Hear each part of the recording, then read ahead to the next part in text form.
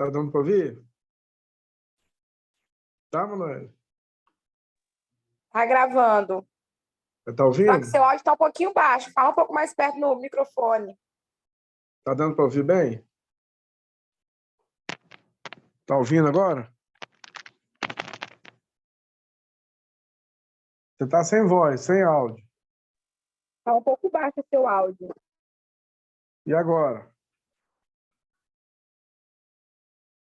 Nada? Não, dá para ouvir, mas não tá tão alto, entendeu? Tá ouvindo? Tá melhor? Vamos... Deixa eu só... Eu vou falar agora, eles vão ouvir.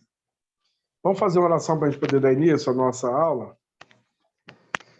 Maravilhoso Deus, Altíssimo, Eterno Pai, neste momento estamos na Tua presença mais uma vez para render graça ao Teu nome, pela oportunidade que o Senhor nos concede estarmos na Tua presença, de poder nos reunir, Senhor, mais uma vez nesta noite para poder estudar a Tua palavra. Pedimos que o Senhor possa nos guiar e nos conduzir debaixo da graça do Teu Espírito Santo, abrindo o nosso coração, nosso entendimento, para ouvir e conhecer cada vez mais a Tua palavra, Senhor.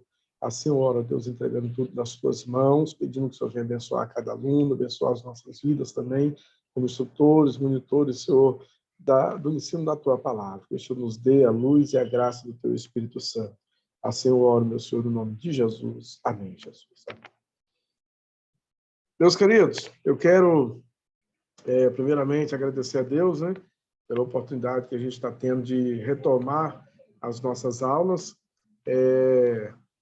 Quero dizer o seguinte, os irmãos tenham liberdade para poder, se quiser fazer alguma pergunta, quiser fazer algum comentário, né, vocês podem aí abrir o áudio e pedir a gente, né, para a gente poder fazer o comentário, a gente para um pouquinho para ouvir os irmãos, tá ok? Eu gostaria, na verdade, de ter essa aula presencial, mas nós estamos com um problema também na nossa máquina lá da igreja, né? Nosso computador deu problema lá, e eu preciso fazer um investimento nessa área na igreja, né? E a gente está com vários investimentos para ser feito, e os recursos nossos são poucos, então a gente tem que fazer as coisas devagar, né? Devagar a gente vai fazendo. E, por enquanto, talvez a gente vai precisar aí de usar mais alguns dias assim, né? Eu tenho um computador aqui em casa, mas a minha esposa também está usando, que ela faz faculdade online, né? Então ela usa geralmente à noite, e meu computador também já está mais para lá do que para cá, e a gente precisa realmente se atualizar aí. Mas eu creio que o senhor vai nos dar condições de a gente fazer uma boa aula aqui, e também ficar gravado para os irmãos que, porventura, não puderem participar, né? Depois eles poderão assistir às aulas, e eu tenho certeza que vai ser muito importante para nós. Só refrisando aí, né, nós tivemos esse lapso aí de tempo, né, devido a algumas pessoas que tiveram algumas situações financeiras aí talvez um pouco apertada, e aí não puderam pagar os livros, né?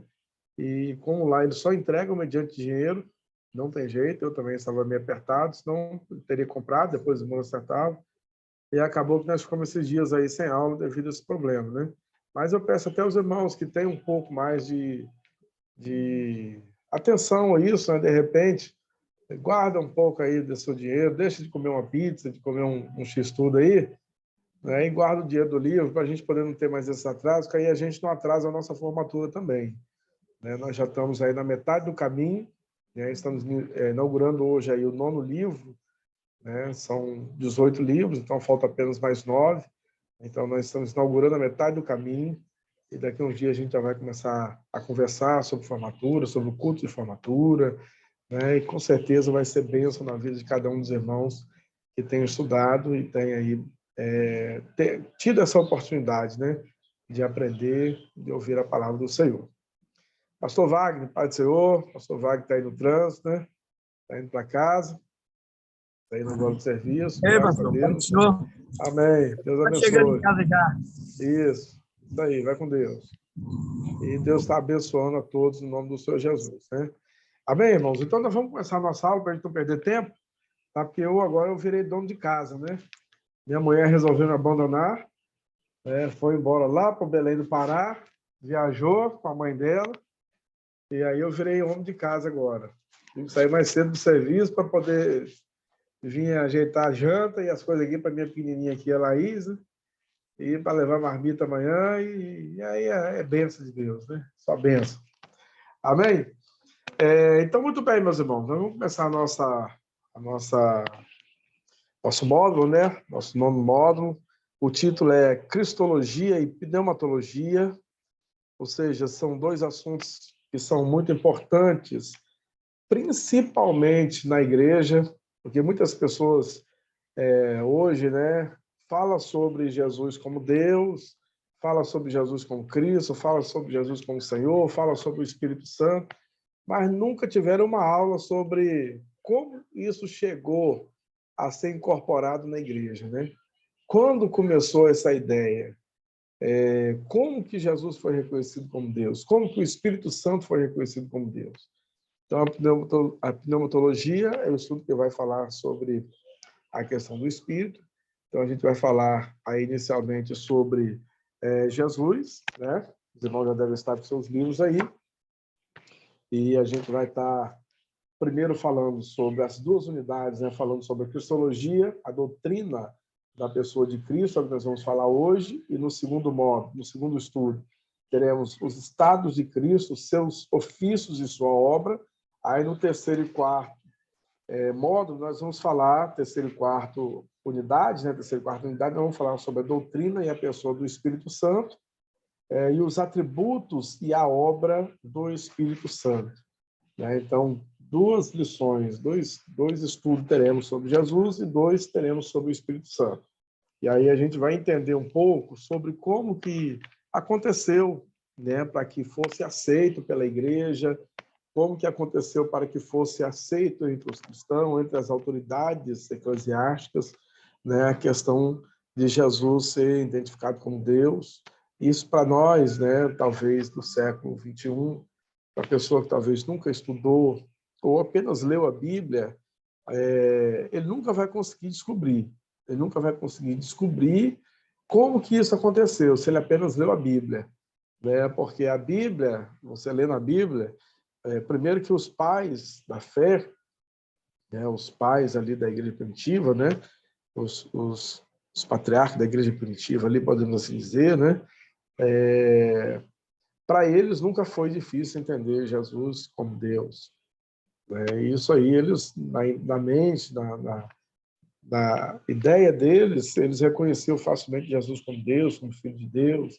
Eles não debateram essas questões da divindade, da deidade de Jesus, do Espírito Santo, né? Quando Jesus falou, eu vou, mas deixarei outro Consolador que seja convosco, o Espírito da verdade, vos guiará em toda a verdade e tal. Ou seja, Jesus fala de um outro da mesma altura, o mesmo patamar, da mesma substância dele. E quando os discípulos recebem ali o Espírito Santo, né, no livro de Atos, capítulo 2, a gente vê essa efusão do Espírito Santo sendo derramado sobre os discípulos ali, sobre a igreja.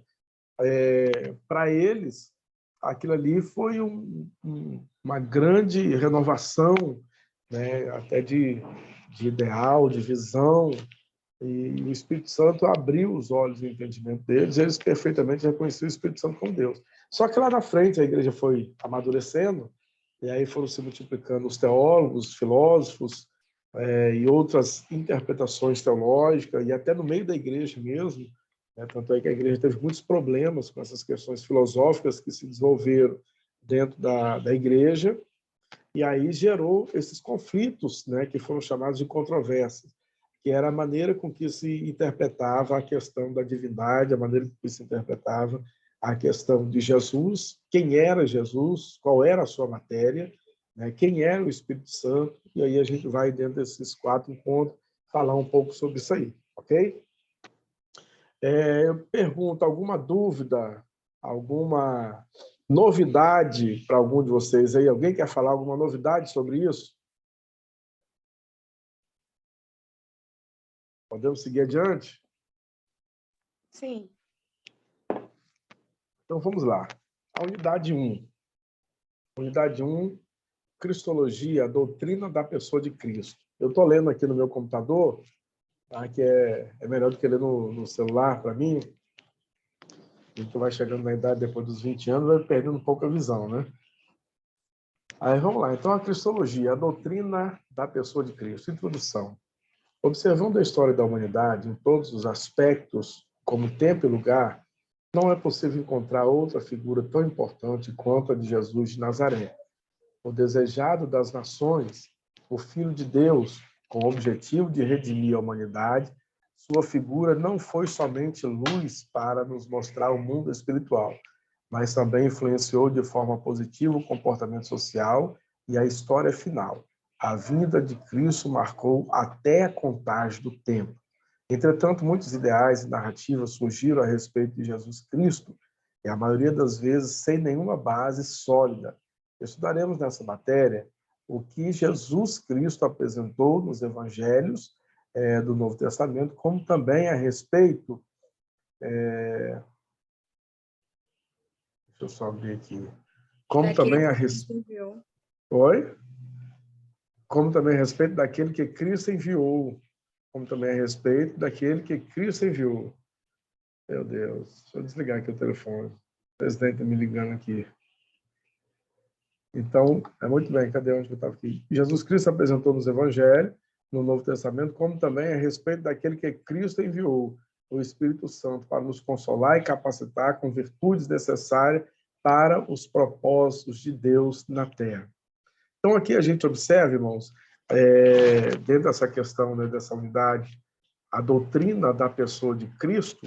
Aqui a gente vai começar a estudar um pouco sobre a pessoa de Jesus, sobre a doutrina, né, de que como que a gente chegou. Deixa eu só tentar equilibrar melhor esse celular aqui, porque está me atrapalhando aqui. Peraí. Deixa eu só colocar alguma coisa aqui, para ver se eu consigo segurar ele, de forma que não vai me atrapalhar.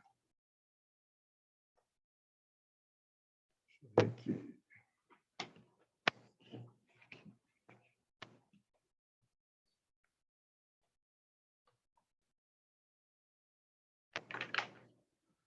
Era só um minutinho, irmãos. Me desculpa aí, mas eu preciso ajeitar isso aqui. Eu acho que vai ficar bom. Aí. Vocês estão conseguindo me ver bem aí? Está torta a imagem? Tá bom assim, Manoel? Tá bom sim, pastor. Tá bom? Então tá jóia. Então vamos lá. Aí, falando sobre a questão da cristologia, né? A doutrina da pessoa de Cristo, dentro dessa introdução, a gente vai passear um pouquinho na história, né? A questão da história da humanidade, que a gente observa que Jesus ele é um divisor de águas, né? Quando a gente pensa a respeito de Jesus, e que a gente olha, inclusive, para o calendário, né? Você vai ter o calendário aí antes de Cristo e após Cristo, ou seja, ele divide, inclusive, essa questão aí dos tempos, né? Tempos e tempos. Jesus ele faz a divisão disso aí. Então a gente vê a importância, né? O tamanho, a relevância que é a pessoa de Jesus. E por isso, por essa relevância tão grande da pessoa de Jesus, a gente vai ver aí ao decorrer dos séculos, ao decorrer, né, de toda a história da humanidade, principalmente após o nascimento de Cristo. Antes do nascimento de Cristo, você vai ter os profetas, né, que profetizaram acerca, que profetizaram sobre a vinda dele, que mostraram, né, que ele viria, né, isso.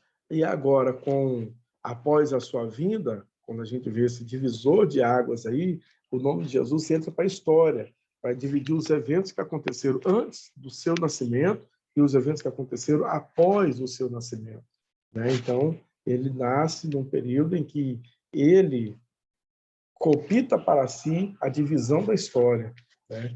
Aí a gente entende o tamanho da relevância dele. E aí, quando a gente pensa aqui, olha, dentro dessa questão da história da humanidade, em todos os seus aspectos, como tempo, lugar, não é possível encontrar outra figura tão importante quanto Jesus de Nazaré. E olha que nós tivemos diversas figuras, né?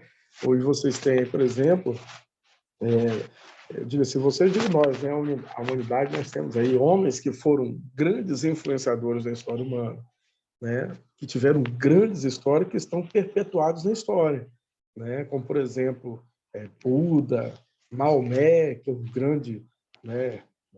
Apesar da história de Maomé, o dia que vocês tiveram a oportunidade de estudar, né, sobre a questão do islamismo, vocês vão ver que Maomé, em determinado momento, ele era um judeu, ele era um judaizante, vamos dizer assim, um cristão, né? e ele desenvolveu, a partir dele, ele começou a desenvolver uma certa ideia, né? E depois os seus consequentes lá foram que endureceram aquela visão e aumentaram aquela visão, e em cima da visão de Maomé, eles estruturaram a religião que tem hoje, né? Mas aí vocês veem homens de grande influência, mas que morreram e não ressuscitaram.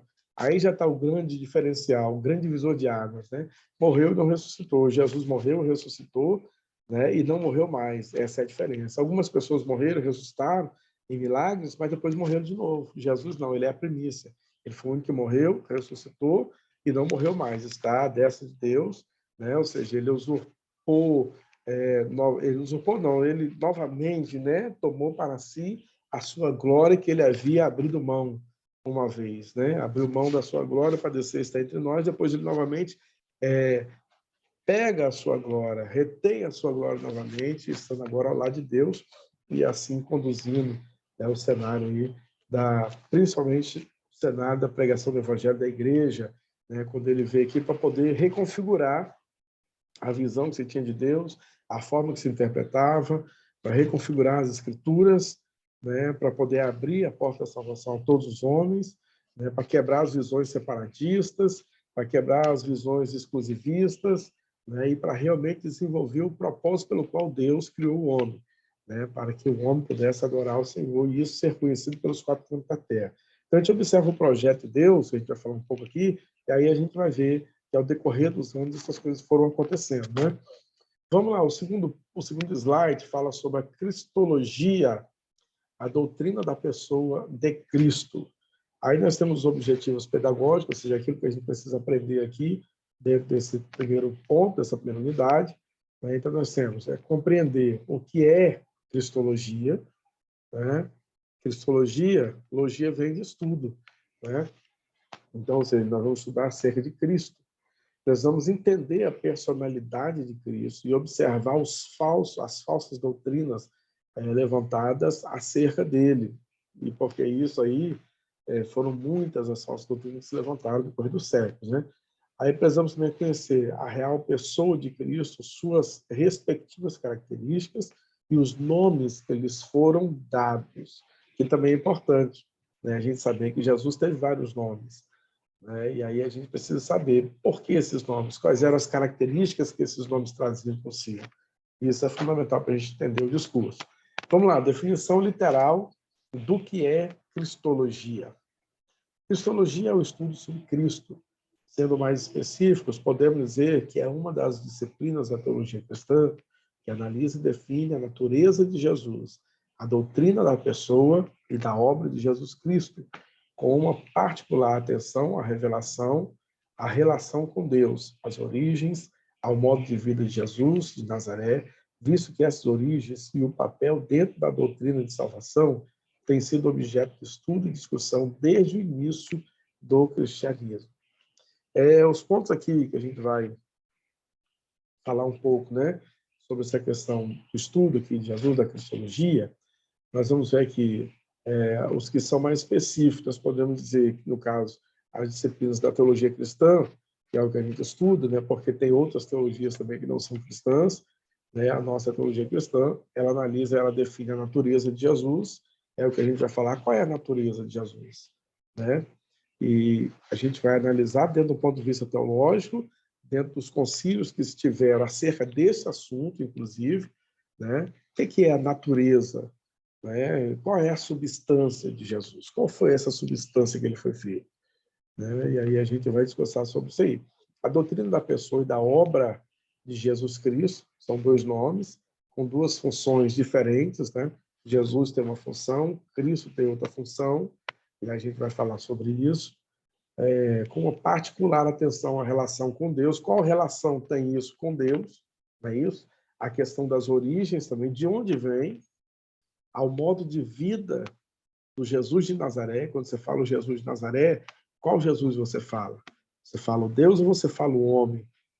Visto que essas origens e o papel dentro da doutrina da salvação, aí quando a gente vai para a questão da doutrina da salvação, é a literatura da soteriologia. Quando a gente vai para essa doutrina da salvação, esses papéis acerca desses nomes são fundamentais.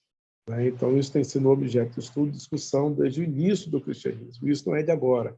Tá? E tem problemas, inclusive, né? Inclusive, tem problemas dentro da questão da divindade, da deidade, né? De Jesus, da trindade, né? Que até hoje a gente não tem uma resolução 100%. Né? Essa questão da trindade, por exemplo, Deus, ele é um, mas é um em três. Né? Por isso que existe até hoje ainda, né? Por exemplo, ele é um, em que sentido que Deus é um em três? Como que a teologia definiu? Ele é um no propósito, ele é um na essência, mas são três distintos.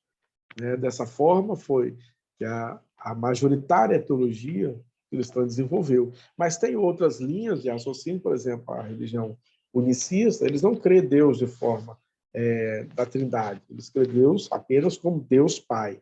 Agora, o Filho e o Espírito Santo, né, são menores, não são Deus de Deus, como foi definido nos concílios. Né? E para os unicistas, eles não creem no Espírito Santo como Deus, não creem em Jesus como Deus, creem apenas Deus como Deus e Pai. Então, vocês veem, aí já são as controvérsias que aconteceram lá nos séculos iniciais, no terceiro, quarto século da era cristã, onde a igreja era relevante, a igreja católica, né? Era a única igreja, basicamente, predominante, né? Não existia lá Assembleia de Deus, Maranata, Batismo, nada disso. Isso aí é coisa depois de 1500 para frente, né? Que começa, aliás, bem mais para frente, né? 1500 começa lá o cisma mais contundente lá que acontece com Martim Lutero, né? Que aí começa, então depois vem João Calvino, aí surgem os que são das linhagens, né, da linhagem presbiteriana, né? Aí vai surgindo outras linhas. Armínio, que é o ponto de vista que a gente compreende a Bíblia, né? Arminiano, que crê na participação do homem também na salvação. Os calvinistas creem que o homem é salvo por escolha divina, não por ele. Armínio entendia diferente, não, Armínio dialogava, não, peraí, o homem tem participação sim, o homem inclusive pode perder a salvação, né? E já para o Calvino, não, uma vez que você é salvo para sempre, se Deus te escolheu, ninguém tirar do céu, agora se Deus não te escolheu, também ninguém te coloca no céu. Então fica uma coisa assim, meio, né? São os problemas aí dos séculos XV e XVI que tiveram, e a igreja nasceu em cima dessas controvérsias. A igreja evangélica, que a gente, hoje, o nosso modo de entender e compreender a Bíblia, né? Ela surge em cima dessas controvérsias, que aí vão se prolongando e se aumentando ao decorrer dos séculos, à medida que as igrejas vão surgindo, vão crescendo, essas discussões são bem patentes, bem presentes nas nossas igrejas. Hoje, por exemplo, nós temos ainda no nosso século essas questões que não são resolvidas doutrinariamente, né? Por exemplo, nós temos a igreja adventista, que guarda o sábado, né? Que tem uma compreensão quase igual à nossa, mas não crê no Espírito Santo como a gente crê, não crê no batismo nas línguas estranhas, entendeu? Então, já tem pontos diferentes teológicos, onde a gente diverge, e são coisas do cristianismo. Controvérsias são coisas do cristianismo. Agora, só que existe uma linha majoritária. Existe uma linha majoritária. A igreja oficial definiu um padrão dentro dos concílios. Inclusive, nós, hoje, né, das igrejas, né, antigamente chamava protestante, hoje não é mais protestante, né? Hoje, nós, das igrejas evangélicas, nós defendemos muitas doutrinas que são católicas. Muitas doutrinas que são católicas, né? A gente defende hoje. Por quê? Porque aquilo que foi construído lá atrás nos concílios virou lei, virou norma, e passou-se a ler teologicamente dentro daquele ponto de vista, e essas teologias foram, né, passando séculos a séculos, e nas igrejas que foram surgindo posteriormente, foi se adotando também essa forma interpretativa da Bíblia. E aí a gente tem essas definições que lá atrás foram definidas, né, mas que hoje a gente continua crendo. Né? O nosso credo, por exemplo, nós cremos em Deus Pai, cremos em Deus do Espírito Santo, o credo de Nicéia, né? Cremos em Jesus, né, que é Deus de Deus, que é a substância, né, que o termo utilizado lá é homúcia, que significa da mesma substância, né, Deus de Deus, e que Jesus é filho de Deus, mas é Deus da mesma substância, entendeu? Então, filho unigênito, né? E toda essa teoria que a gente crê, toda essa forma que a gente crê o Evangelho, ela foi definida lá atrás. Agora, eu volto a dizer, para a era patrística, a era dos pais da igreja ali, não tinha esse problema. Eles não entendiam isso, até porque nem se discutia isso. Né? Eles simplesmente enxergaram em Jesus, viram Jesus morrer, viram Jesus ressuscitar, né? Viram Jesus subir ao céu, é Deus.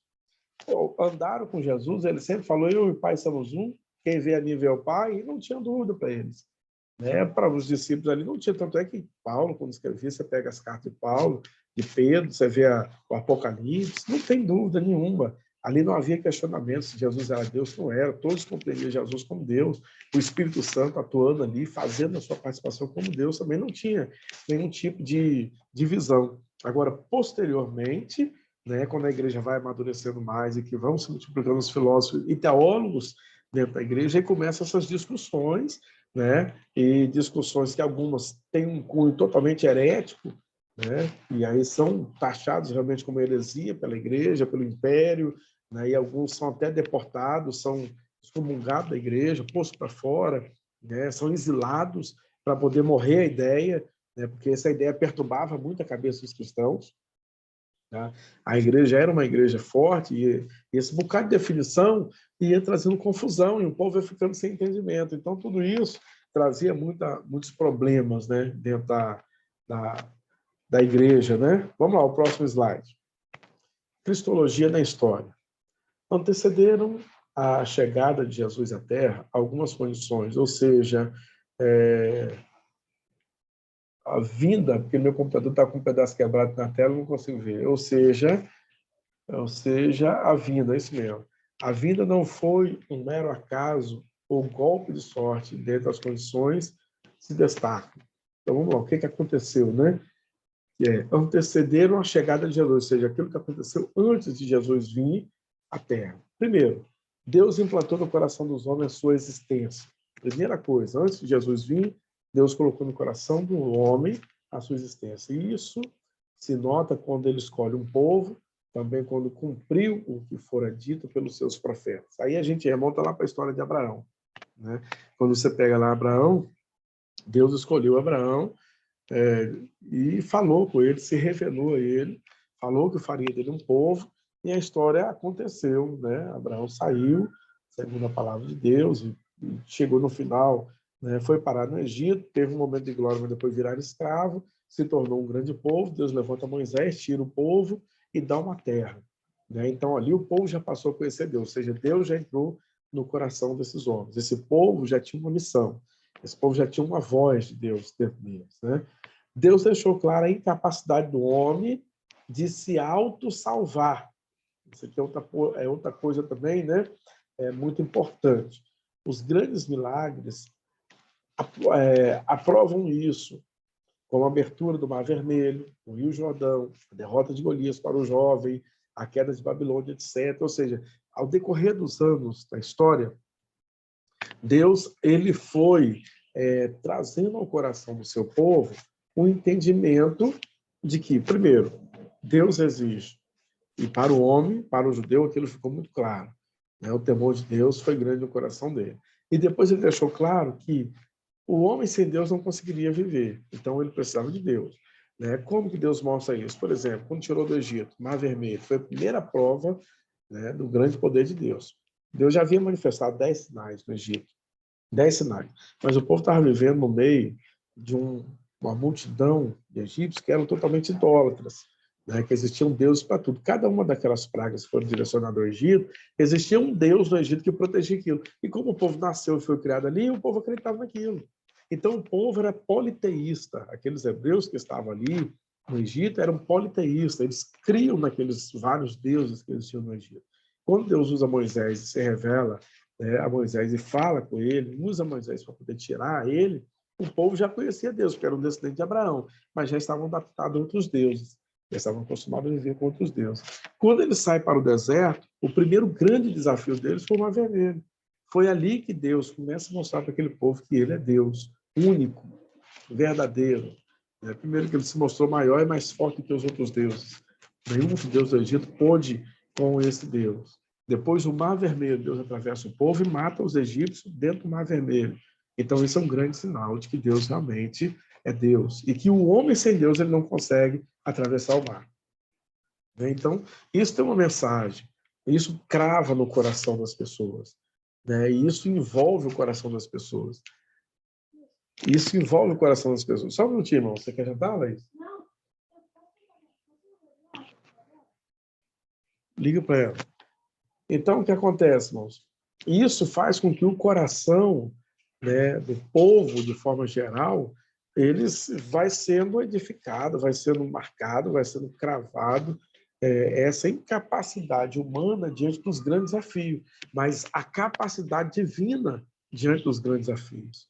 Né? Diante dos grandes desafios, a capacidade de Deus, ela pode se nos livrar de qualquer situação. E aí o homem passa a confiar mais no Senhor.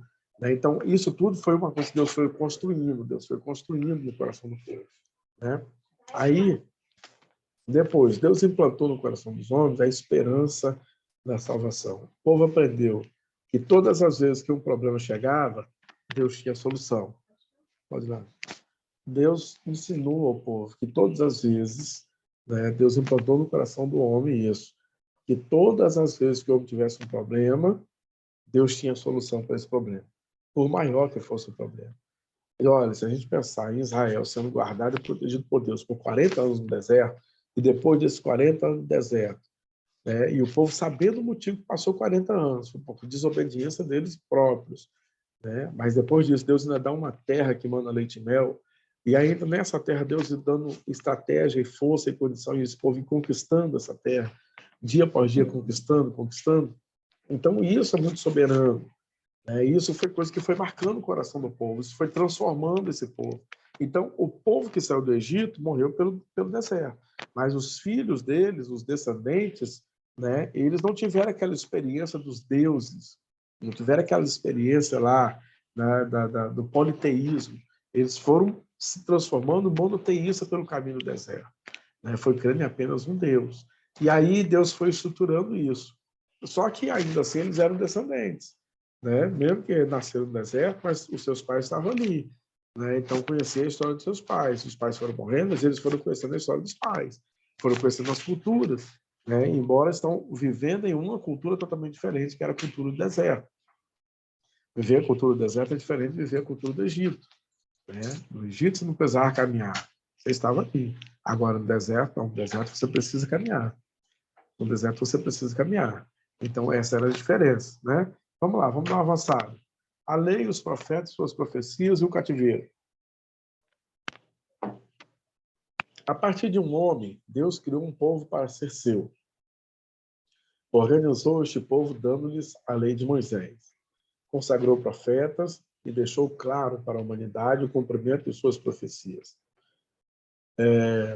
Uma das grandes demonstrações de cumprimento dessas profecias foi o cativeiro babilônico. E tudo isso preparando a chegada de Jesus Cristo. Vejamos a seguir 3 nuances quanto à preparação da humanidade para o advento do Messias, Jesus Cristo. Então, antes da gente começar a ver isso aí, primeiro, ó, a partir de um homem, como nós falamos, Abraão, Deus criou um povo. Esse aqui já é um grande sinal, tá, irmãos? Já é um grande sinal. A partir de um homem, Deus criou um grande povo. Esse já é um grande sinal. Né? E aí ele fez o quê? Ele organizou este povo dando-lhe a lei de Moisés. É um outro sinal. Deus não fez o homem, largou o homem ao seu bel prazer. Largou o homem livre fazendo o que quisesse. Deus fez um homem e entregou uma regra. Deus cercou a lei, irmãos. Às vezes as pessoas, né, aqueles que vivem a anarquia, aqueles que vivem a desordem, e não se submete a respeito de autoridade nenhuma, lei para ele é um desastre, né, porque vai restringir ele, porque não vai deixar ele ser o que ele, né, gostaria de ser. Aí a psicologia explica isso, né, o superego. Agora, o homem que tem a consciência de viver bem em sociedade, ele sabe que ele precisa ter regras, ele precisa ter leis, né? E a lei serve tanto para você quanto para mim, né? Serve para um, serve para o outro. A lei serve para todos. E aí, quando a gente tem essa experiência da lei, né? Se a gente pensar, por exemplo, as nossas leis brasileiras, né? Imagina se não tivesse as leis que o país tem hoje. Se não tivesse o sinal de trânsito, né? Como você faria para atravessar uma rua movimentada? Se não tivesse aí as leis, vamos colocar aí, por exemplo, a lei do silêncio. Eu morei uma época lá em São Pedro, tinha um vizinho nosso que misericórdia. Tem lugar que você não consegue botar lei, não. Né? A lei tem que ser na faca, no tiro. Só o sangue de Jesus para ter poder. Mas, no lugar civilizado, você consegue requerer as leis. né? E é claro que você chama a polícia vai lá e bota a ordem. Mas aí você acaba arrumando, às vezes, um problema, né? Pessoal com pessoa. E determinada comunidade que você vive, é melhor você até sofrer o dano do que você entrar numa briga. Porque se você entrar numa briga, às vezes você pode ferir ou sair ferido, né? E para nós cristãos é melhor você sofrer o dano, infelizmente. Mas as leis servem para nos proteger, né? As leis servem para nos proteger. Num lugar civilizado, vamos pensar numa população civilizada, a lei te dá o direito de você ir e vir, né? Te garante ao seu patrimônio, garante a sua propriedade. Né? Eu sempre tenho falado isso. Num lugar que não tem lei, existe uma lei da consciência do homem. Sabe qual é a lei? A lei do mais forte. Né? Quem tem mais força, quem tem mais poder, quem tem mais autoridade, né? Esse domina o outro, né? Acaba dominando o mais fraco. Mas no lugar que tem lei, a lei estabelece limites. Né? Aí não é questão de força, de poder, é questão de humanidade, né? É questão de direito. O que é seu direito é seu. E Deus entregou a Israel uma lei que ela tanto era uma lei civil, como também era uma lei religiosa. Né? Porque religião e Estado para Israel naquele momento ali era uma coisa só. Né? Era uma coisa só. Então, a lei de Deus, que Deus entregou a Moisés, era uma lei civil, mas que tinha um cunho religioso. Né? Tinha um cunho religioso. Por quê? Era uma forma de se agradar a Deus. Então, Deus, quando criou o povo, Deus deu também a lei. E agora daria ao povo também a terra. E aí a gente vê, Deus colocou para poder regular, né, este homem nessa caminhada, Deus estabeleceu profetas. Para quê? Porque os profetas que exerciam um brilhante ministério, que muitas vezes era um ministério até desafiador, que corria risco até de morrer. Né? O profeta corria risco de morrer em determinadas ocasiões, porque se ele não conseguisse, se ele entregasse determinadas mensagens, dependendo do rei, mandava matar o profeta. Né? Nós vemos aí o caso de Jezabel, que matou um bocado dos profetas de Deus. E ele, se ele fugisse, não morria também. Né? Então, é um problema sério, tá? É um problema sério, a questão do profetismo lá no Antigo Testamento, mas o profeta tinha uma função muito forte, uma função muito séria e presente, porque a função do sacerdote, do profeta, era, na maioria das vezes, denunciar.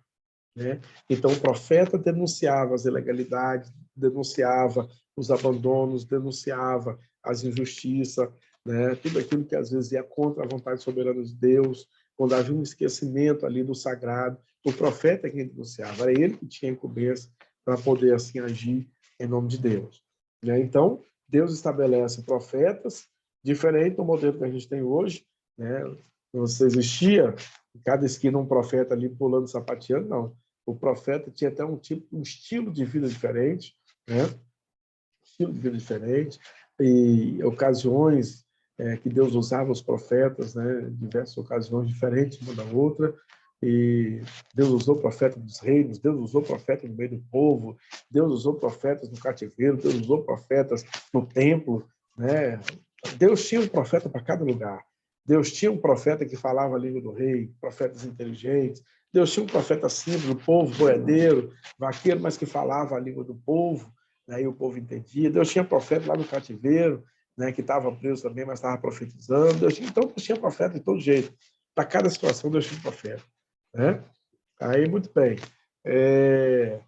Aí a gente vai ver agora, né, nos próximos slides, nós vamos ver aqui, a seguir, 3 nuances quanto à preparação da humanidade para o advento do Messias Jesus Cristo. Então, vamos lá. Primeiro, a lei, a esperança de paz com Deus. A lei, administrada pelo sacerdócio araônico, foi o instrumento pelo qual Deus preparou o povo social, política e religiosamente para a chegada do Messias Salvador. De modo simples de explicar, entendiam-se que obedecer à lei agradava a Deus, fazendo com que ele estivesse sempre perto de Deus e de suas provisões. Entretanto, o plano de Deus vai muito além. Vamos ver a seguir os propósitos básicos. Então, a primeira coisa, né? Antes a gente passar, mano, a lei administrada pelo sacerdócio araônico, ou seja, quem tinha incumbência de administrar a lei era o sacerdócio, né? E aí o sacerdócio araônico, porque Deus escolheu a linhagem, né, de Arão o sacerdócio, né? Então tinha o sacerdócio araônico. E ali foi um instrumento pelo qual Deus preparou o povo. Em quais aspectos? Deus preparou o povo socialmente, porque viver em sociedade. Somente uma sociedade que tem lei se vive em sociedade. Se não houver lei, não tem como viver em sociedade.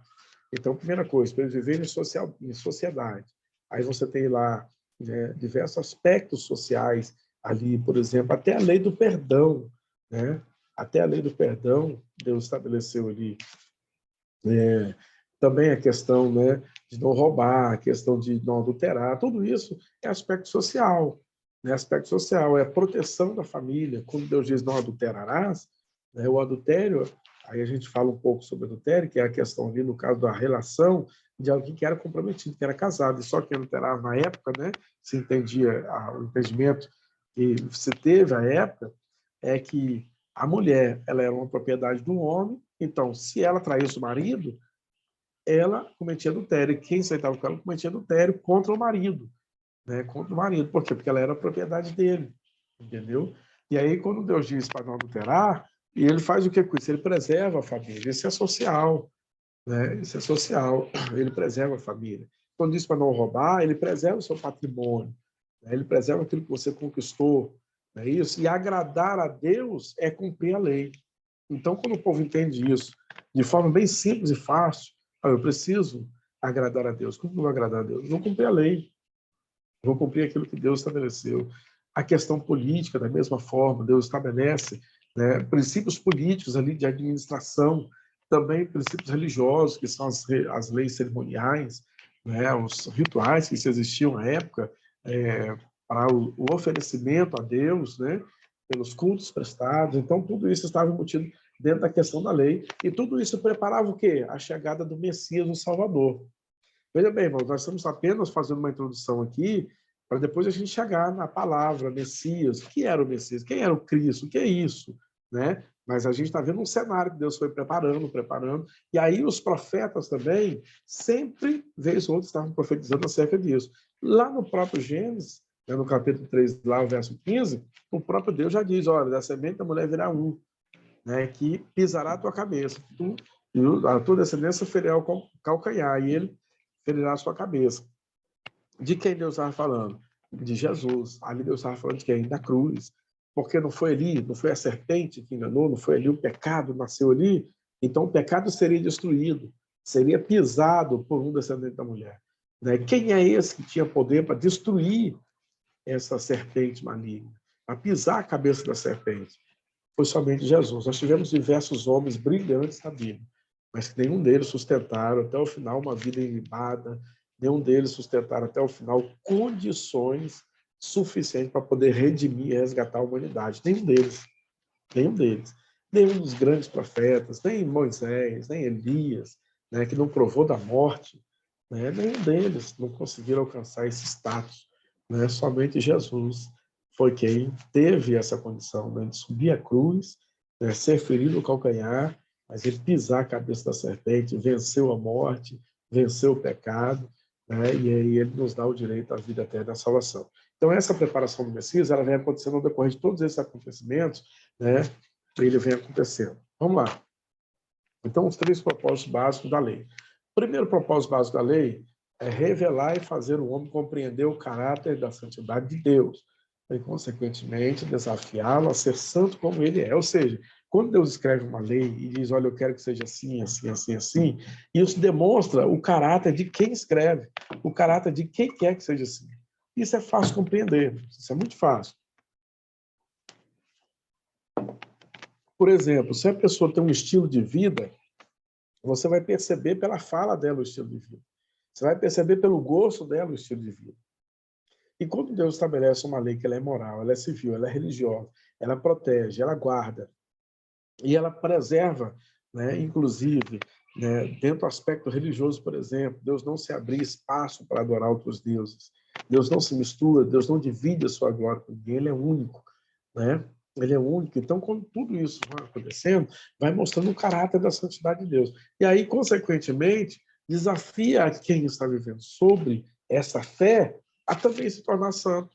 Por quê? Porque ele vai cumprir aquilo que Deus está ali estabelecendo. E agora, uma coisa, existe uma diferença entre cumprir por obrigatoriedade e outra coisa, cumprir por amor, por reconhecer a soberania. E é isso que Deus quer. Infelizmente, existiram tempos em Israel que Deus precisou punir Israel. Por exemplo, quando Deus escreve lá Malaquias, né, o profeta Malaquias escreve lá acerca lá do povo, dízimo, oferta, por que as coisas estavam, a lavoura não estava prosperando, nada estava dando certo. Qual era o motivo? Justamente era esse. O povo já não estava mais vivendo a graça da lei, o espírito da lei dentro deles. Eles estavam vivendo simplesmente como religiosos, simplesmente como eu nasci nessa nação, existe esse costume, essa cultura, e eu sou obrigado a viver assim, mas meu coração não está mais aqui. Mas a minha vida não é mais essa. Eu não queria viver assim, mas eu nasci assim, sou obrigado a ser assim. Então, infelizmente, a gente tem, ainda hoje, até dentro das nossas igrejas, a gente, infelizmente, tem pessoas que vivem assim, que estão dentro da igreja, mas a palavra não está no coração dele.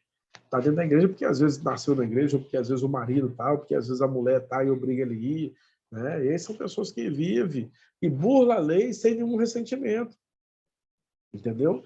Burla a lei sem se preocupar com nada. Burla o sagrado sem ter a única preocupação que ele tem é de se alguém vai ver.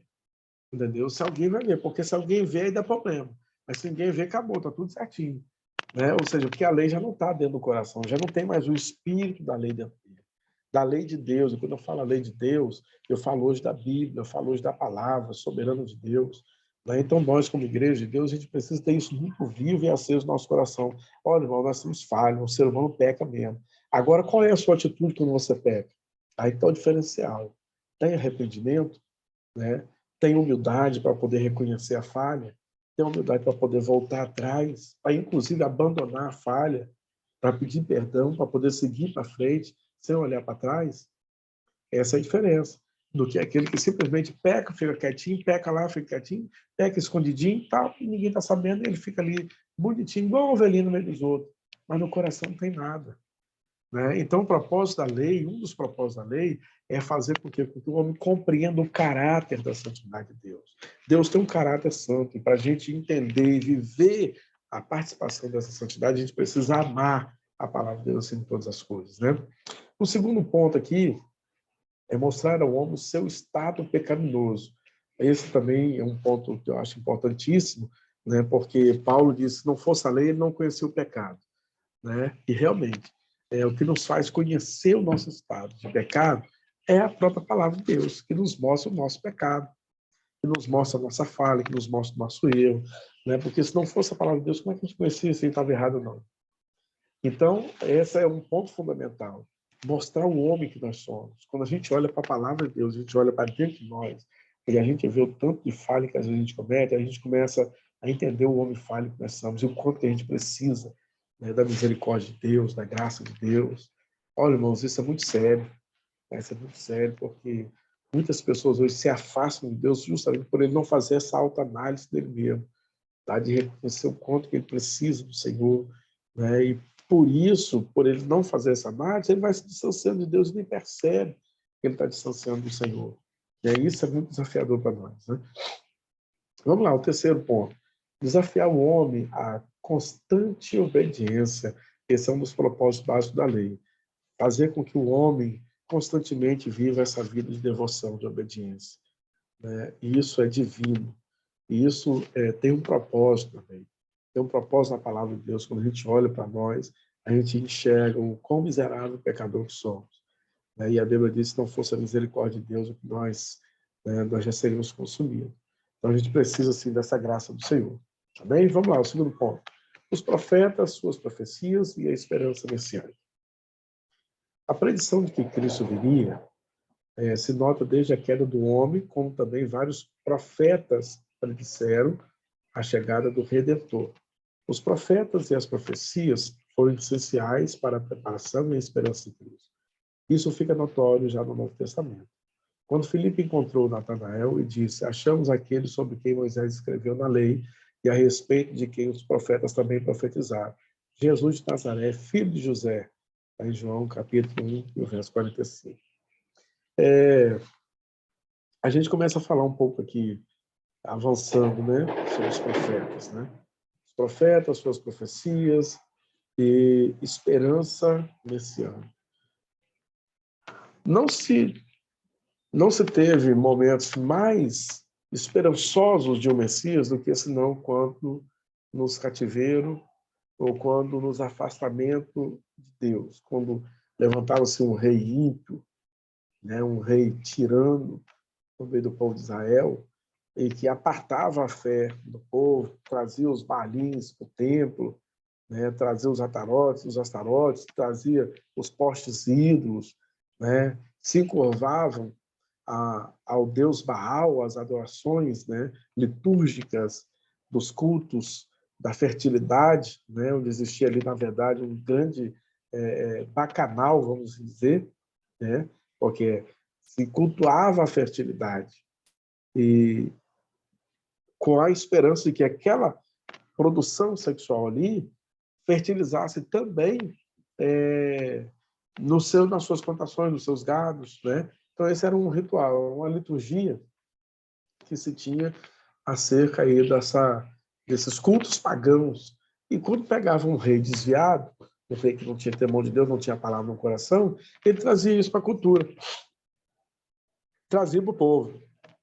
E aí, irmão, eu me lembro aqui de uma vez, né, Balaão, quando ele foi chamado lá para Balaque para poder amaldiçoar o povo, e aí toda vez que ele ia amaldiçoar, ele abençoava. Ele ia amaldiçoar, ele abençoava. Aí Balaque, rapaz, eu chamo você aqui para você poder amaldiçoar o povo, você abençoa? Eu não posso amaldiçoar o povo que Deus abençoa, mas eu posso dar um conselho. Quem lembra o conselho aí? Fala aí, quem lembra?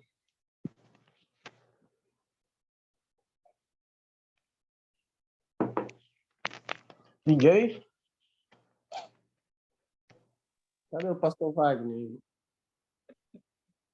Quem lembra?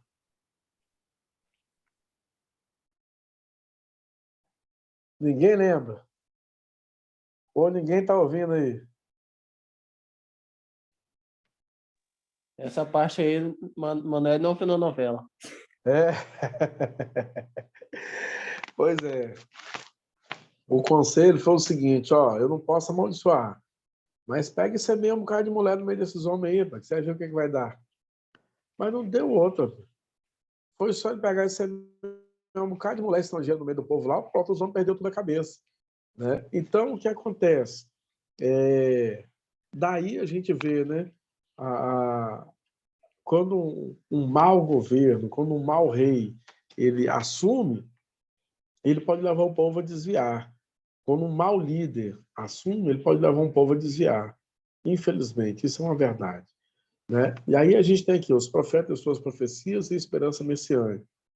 A predição de que Cristo viria se nota desde a queda do homem, como também vários profetas predisseram a chegada do Redentor. Os profetas e as profecias foram essenciais para a preparação e a espera de Cristo. Então, olha, duas coisas aqui importantes.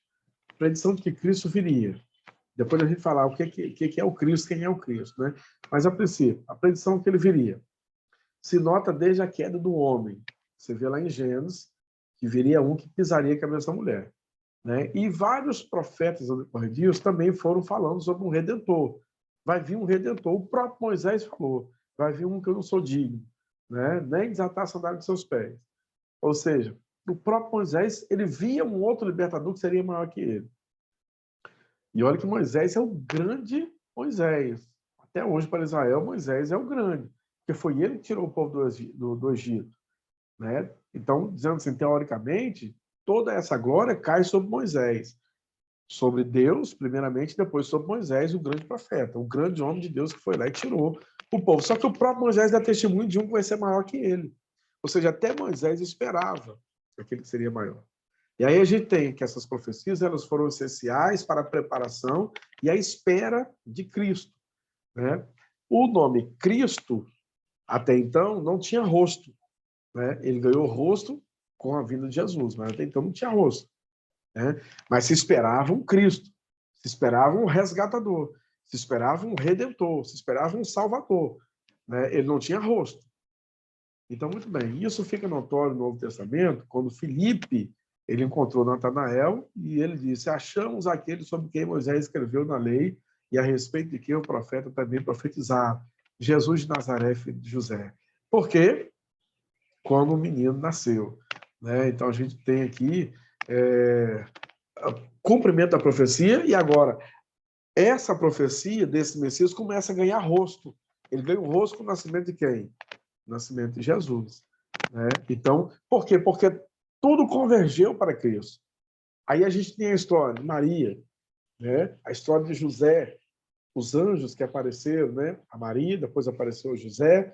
Aí você tem a história de Zacarias, ao apresentar o menino no templo, né? E Zacarias era o sumo sacerdote daquela época, né? Naquele ano. Então, ele já tinha ouvido da voz de Deus, já tinha ouvido o Senhor falar que ele não morreria sem que ele visse a salvação. Quando ele apresenta Jesus, ele fala: Senhor, agora só pode despedir teu servo em paz, porque os meus olhos viram a salvação. Então, olha como é que as coisas foram tudo convergendo para um rosto, né? Então, o Cristo, ele começou a ser incorporado na pessoa de quem? Na pessoa de Jesus, né? Todo aquele Cristo que foi anunciado no Antigo Testamento, os profetas, sem nem saber do que se falava, mas diziam: haverá um resgatador, né? O próprio Jó diz: eu sei que o meu Redentor vive e por fim se levantará, né? Embora Jó esperava uma mudança da sua situação ali, mas essa mensagem soa também como uma profecia que haveria de vir um Redentor que mudaria a situação do estado, né, permanente do homem, desse estado de miséria, de pecado, de lamúria, né? Haveria de vir um resgatador. Então a gente observa, Jesus ele começa a receber o rosto desse Cristo que foi anunciado pelos profetas que nem sabia do que se tratava. Vamos lá, mais um slide. O outro ponto também fundamental foi o cativeiro, né? O cativeiro babilônico foi uma excelente escola para o povo judeu, pois nessa escola Deus ensinou o seu povo e o preparou para a chegada do seu Filho Jesus Cristo. Vejamos os pontos importantes dessa escola. Olha, acho que foi ontem na igreja, foi ontem, acho que foi ontem, salvo engano, que o Ronaldo pregou ontem, né, e ele falou uma palavra que realmente faz um sentido muito grande, né? Não sei se foi o Ronaldo ou se foi o Leandro, agora está me fugindo na cabeça. Vocês vão me ajudar a lembrar aí que o deserto ensina, né? O deserto é um lugar que a gente ensina. Acho que foi o Ronaldo que falou ontem mesmo, né? Que ele falou sobre a oração e às vezes no deserto Deus está nos levando no deserto para falar com a gente, para nos ensinar. E foi justamente o que aconteceu aqui com o povo de Israel, tá? Esse deserto do cativeiro, o cativeiro que Israel passou, foi um lugar de purificação. É como se diz, né? É um lugar que é como o ouro. Deus está levando ao fogo para poder purificar o ouro. Então, ele vai tirar as impurezas lá no cativeiro. É lá no cativeiro que a gente conhece melhor o poder de Deus. É lá no cativeiro que Deus manifesta a sua glória. É lá no cativeiro que a gente começa a nascer esperança. Porque, veja bem, o cativeiro tem que ser um lugar de esperança. Já pensou? Só que, infelizmente, né, quando a pessoa desvia, ele se adequa ao cativeiro, e para ele é melhor viver no cativeiro do que viver na sua terra, né? Para ele é melhor viver no cativeiro. Tem pessoas, irmãos, que é tão lastimável, que eu vou dizer aqui agora, tá? Mas é uma grande verdade. Por exemplo, eu trabalho no sistema prisional, né? A gente tem lá pessoas que estão presas, que já estão tão acostumadas que eles não querem sair da cadeia, entendeu? Eles não querem. Porque, ó, camarada, às vezes ele já não tem nada aqui fora, entendeu? Às vezes não tem nada aqui fora. A família abandonou, já virou as costas para ele de tanto que ele aprontou, né? E a família não consegue mais fazer nada por ele. E ele aqui vive, né? Ao Deus dará. O cara está preso, ele tem uma roupa, 2 pares de roupa lá para ele poder se trocar, ele tem uma toalha, ele tem lá um chuveiro que ele dá um banho lá de 1 minuto, né, por dia. Ele tem lá as refeições, tem o café da manhã, tem o almoço, o lanche da tarde, o jantar e uma fruta para ter jejum à noite, entendeu? Tem a caminha dele, é protegido, né? Porque o Estado tem que proteger ele, infelizmente. Em muitos casos aí, né, tem pessoas que ele é mais guardado lá dentro do que aqui fora na rua. Se estivesse aqui fora, tinha morrido já há muito tempo, mas lá dentro ele não morre, né, porque o cara aprende a andar na cadeia, respeita os direitos, as leis, que existe uma lei interna lá dentro, tá? E burlar a lei lá é morte, né? Porque aí os presos próprios se matam, entendeu? Então lá os caras andam na linha, né? Andam na linha. Tem pessoa que se acostuma a viver desse modelo e ele não quer sair para fora. Isso aconteceu também no cativeiro babilônico. Quando Deus começa a levantar lá Esdras, Neemias, para poder vir reconstruir o muro, tal, toda aquela obra que foram feita ali, muitos judeus não quiseram, ficaram lá. Quando o rei autorizou eles voltarem para reconstruir sua cidade, muitos não quiseram, não, vou ficar por aqui mesmo, tá bom aqui. Né? Então, infelizmente, tem pessoas que ele gosta de viver no cativeiro. Mas para quem tem a mentalidade de que o cativeiro não é o seu lugar, você tem condições de crescer, de produzir, de viver no que é seu, né? Viver a bênção de Deus no sol do seu rosto, não ver o salário da escravidão, né? Aí é diferente. Então, o cativeiro pode servir como uma escola. Então, depende muito do coração de quem está lá passando o cativeiro. Quando a gente vê o povo, né, bramando lá, clamando, e Deus, quando Deus tirou o povo do Egito, porque o povo estava sofrendo amargura. O clamor do povo subiu a Deus, diz a Bíblia. O sofrimento do povo, o povo já não aguentava mais a cerviz, né, do cativeiro, lá no caso da escravidão egípcia. E agora, imagina bem, você está... Não vamos longe, não. Vamos nessa guerra que está tendo aqui da Ucrânia. Hoje foi decretado estado de sítio nas cidades aonde a Rússia tomou da Ucrânia. A Rússia tomou da Ucrânia e agora o governo russo decretou estado de sítio. O que é estado de sítio? Suspende todas as leis civis que tem ali e impera a lei militar. Ou seja, eles têm que cumprir aquilo que a polícia mandar. Tem horário de sair na rua, entendeu? Tem coisa que pode, tem coisa que não pode. Se desobedecer, é morte.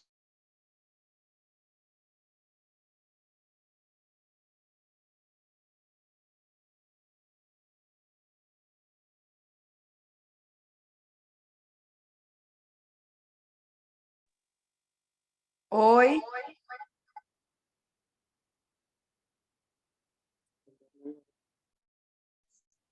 Oi, travou.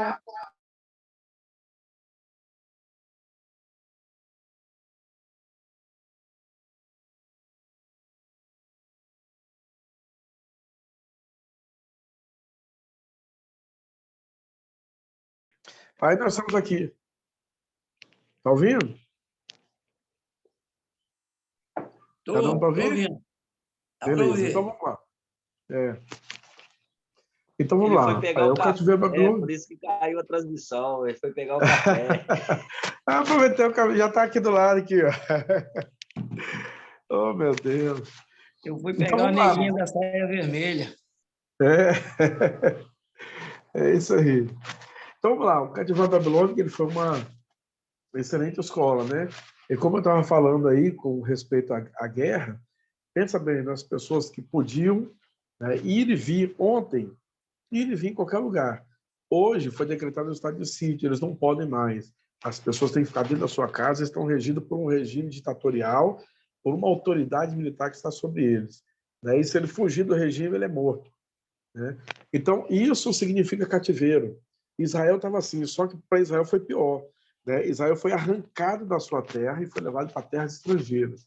O seu patrimônio foi destruído. O seu templo, que era um lugar, né, de maior encantamento, o templo que Abraão fez, foi destruído.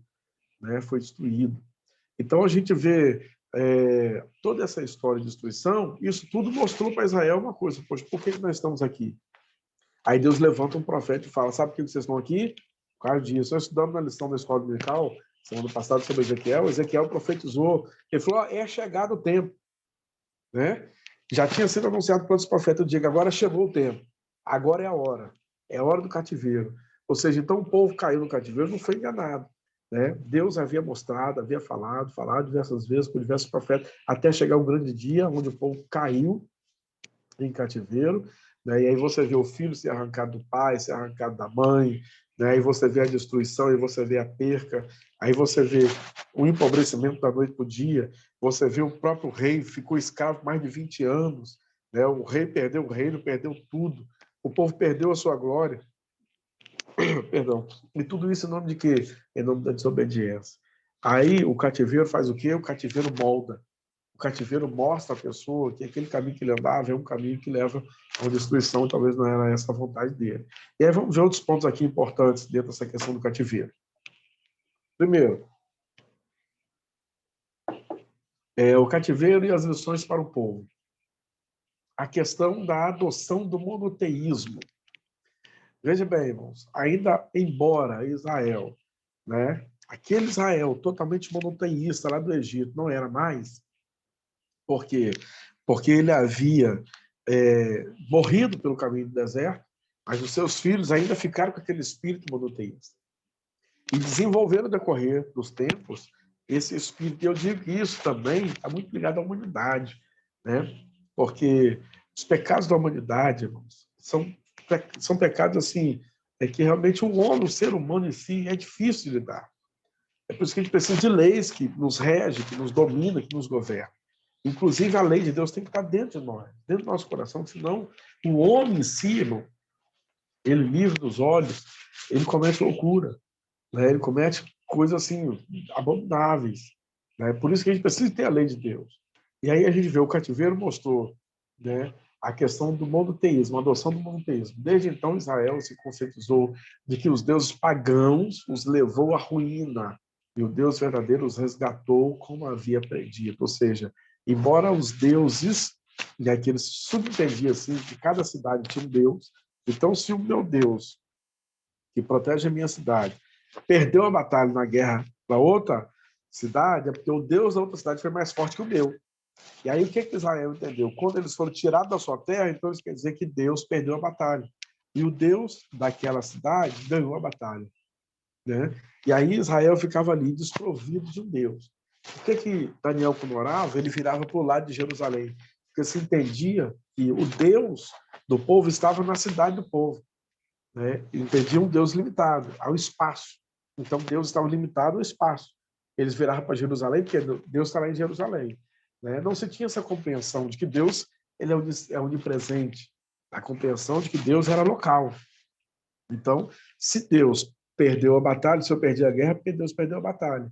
Se eu fui levado cativo, é porque o outro Deus é mais forte que o meu Deus. Aí bate a frustração, bate a tristeza, a desesperança. Aí nessa hora Deus levanta um profeta, né, e fala, não perca a esperança, eu vou levantar um resgatador. Né, eu vou mudar o cativeiro. Esse cativeiro tem um tempo, ele tem um motivo, ele tem um propósito. Né? Mas eu vou mudar o cativeiro. Então, isso é a gente entender a forma que Deus vai moldando o seu povo. Né? Então, um dos motivos que o cativeiro produziu de bom no povo foi a questão da consolidação do monoteísmo, que aí o povo começou a entender que Deus não estava restrito a um local. Né? Deus também estava em todos os lugares. Deus estava ali também com eles e resgatou eles de lá. Né? E para isso eles confiam apenas nesse Deus. O segundo item é a consolidação do judaísmo. Né? A lei que direcionava o povo de Deus se tornou como o livro da vida, o caminho para Deus, e isso fortaleceu o judaísmo. Então, a consolidação da religião judaica, da fé judaica, pensa, por exemplo, quando Esdras levanta e começa a ler os livros da lei novamente diante do povo, diz a Bíblia que o povo chorava de dia e de noite, ele levantava de manhã e ficava até a noite lendo, e o povo chorando, pranteando, enxergando que os seus pecados e reconhecendo em Deus realmente a misericórdia, né? Porque tudo aquilo que eles perderam foram por causa dos seus delitos e pecados. Então, o cativeiro traz consigo essa consolidação também da fé judaica, né? Outra coisa é a evolução do modo de produção social da agrícola para o mercantilismo. Aí a gente já entra para outra área, a área social. O povo de Israel era aquele povo que vivia as culturas de subsistência, né? Vivia cultura de subsistência. Morava ali os patriarcas, né? E tinha ali as suas famílias que plantavam basicamente para sobreviver. Basicamente para sobreviver. Quando eles saem para outra cultura, eles conhecem outras culturas, outros pratos, tipos de comida que talvez não tinha o deles lá, né? E aí começa a surgir a questão do mercantilismo, do comércio. Olha, eu posso vender o que eu planto na minha terra para outras nações que não têm, e posso comprar da comida que eles têm para a gente que não tem. Daí surge um espírito mercantilista, né? E isso fortalece o quê? O enriquecimento. Então, Babilônia, o povo reconheceu as riquezas e vantagens que os mercados traziam e trouxeram para Israel. Hoje a gente vê por que os países eles crescem e se importam muito com as questões das importações e exportações, porque é onde entra um tesouro né? Entra o ouro que enriquece, que dá condições de melhorar a situação de vida da população, né? Então, você sai daquela esfera familiar, de um modelo de vida tribal, né? E Israel começa agora a viver um modelo de vida mais mercantilista, né? Mais capitalista, e aí eles começam a girar produção, né? Você começa a ampliar suas produções para você exportar para outras nacionalidades, né? Para outros territórios, aquilo que eles não têm, e começa a fazer moedas de troca, comprar também aquilo que você não tem. E aí você começa a aumentar a sua capacidade, tanto de venda quanto de compra, né? Então, isso foi positivo também para Israel. Outra coisa foi um contato com o zoroatrismo, né? A zoroatria foi uma religião persa que reconhecia o bem e o mal. Criam que eles estavam sempre em guerra, mas que no final o bem vencia. Os judeus aprenderam algumas coisas com ela, né? Aí dentro do aspecto da religião, né? A questão da luta do bem e do mal, e aí nós já passamos aí por algumas aulas, né? Inclusive o Leão já até falou sobre isso aí, essa questão do cativeiro babilônico, sobre essa questão de diabos e tal. Aí a gente tem um cenário disso, né? A luta do bem e do mal. A compreensão religiosa que Israel tinha era uma, por exemplo, compreendia que tanto o bem quanto o mal vinha de Deus, né? Tanto o bem quanto o mal vinha de Deus.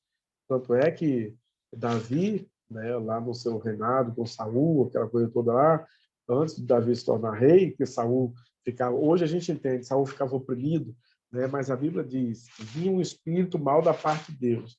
Por quê? Quem escreveu aquilo ali entendia que tanto o bem quanto o mal vinha de Deus.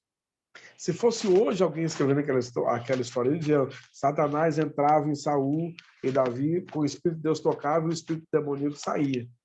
Se fosse escritor, seria com essas palavras. Mas, na época, quem escreveu entendia, e a mentalidade da época era essa, né? De que tanto o mal quanto o bem vinha de Deus. Jó, não vamos longe, né?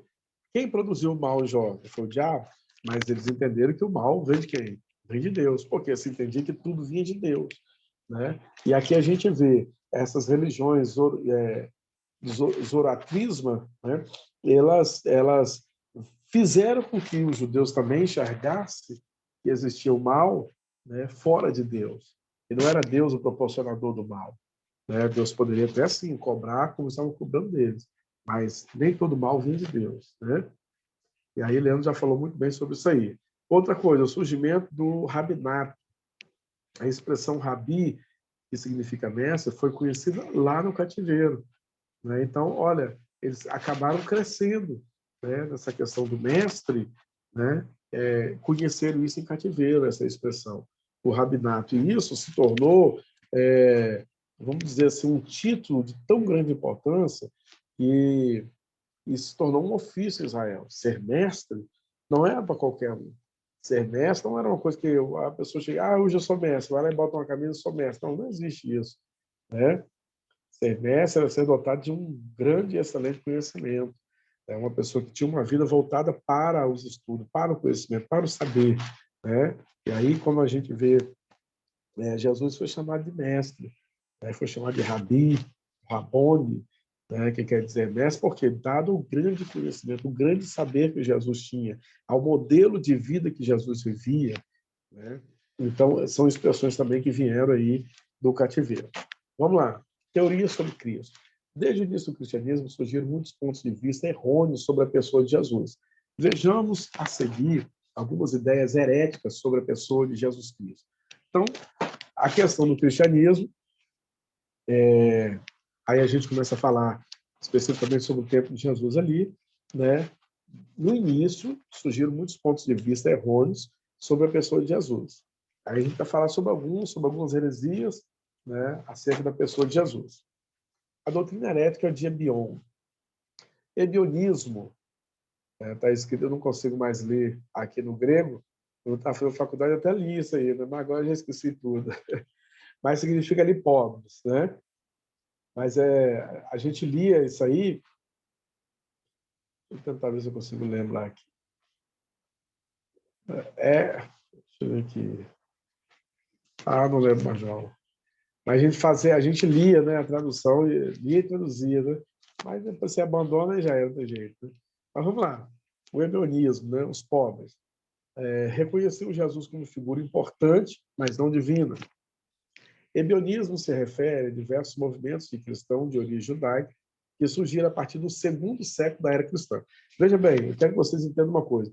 Todas essas questões aqui mais acentuadas de heresias surgiram a partir do segundo século.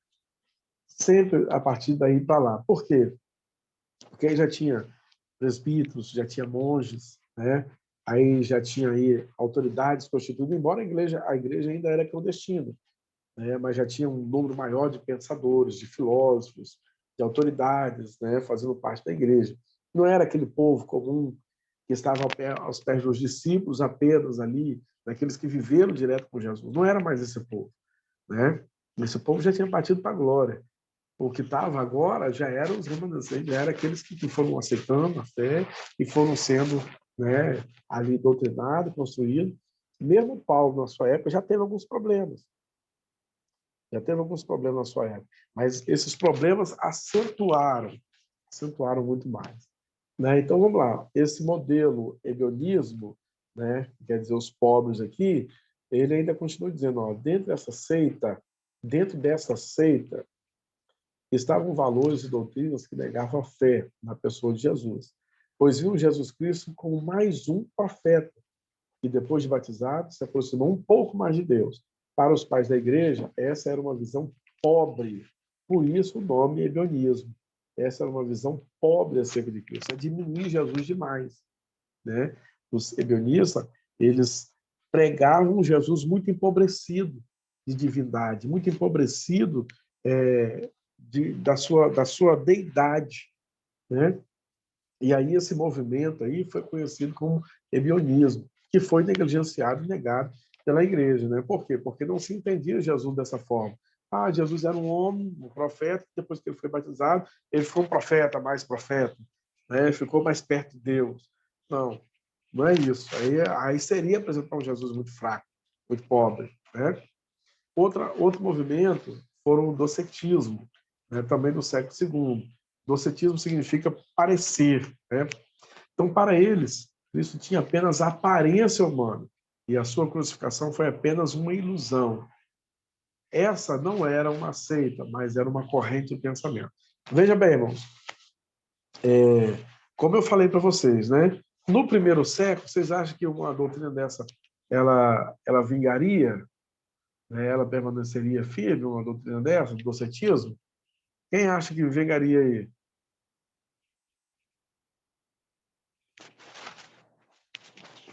Estão me ouvindo aí? Estamos. E aí, o que vocês acham sobre essa questão aí do docetismo?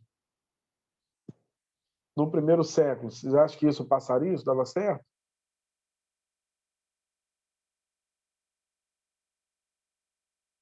Tem ninguém me ouvindo, não?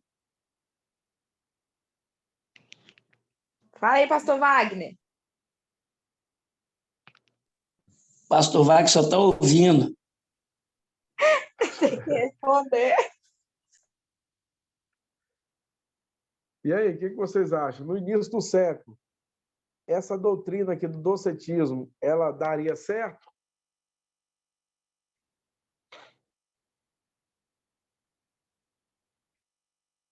Olha bem, o que o docetismo prega?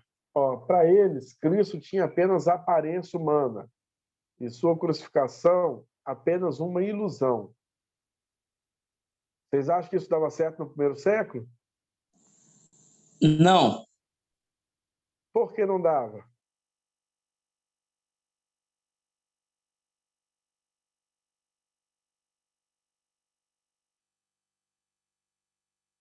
E aí, vocês acham por que não dava certo?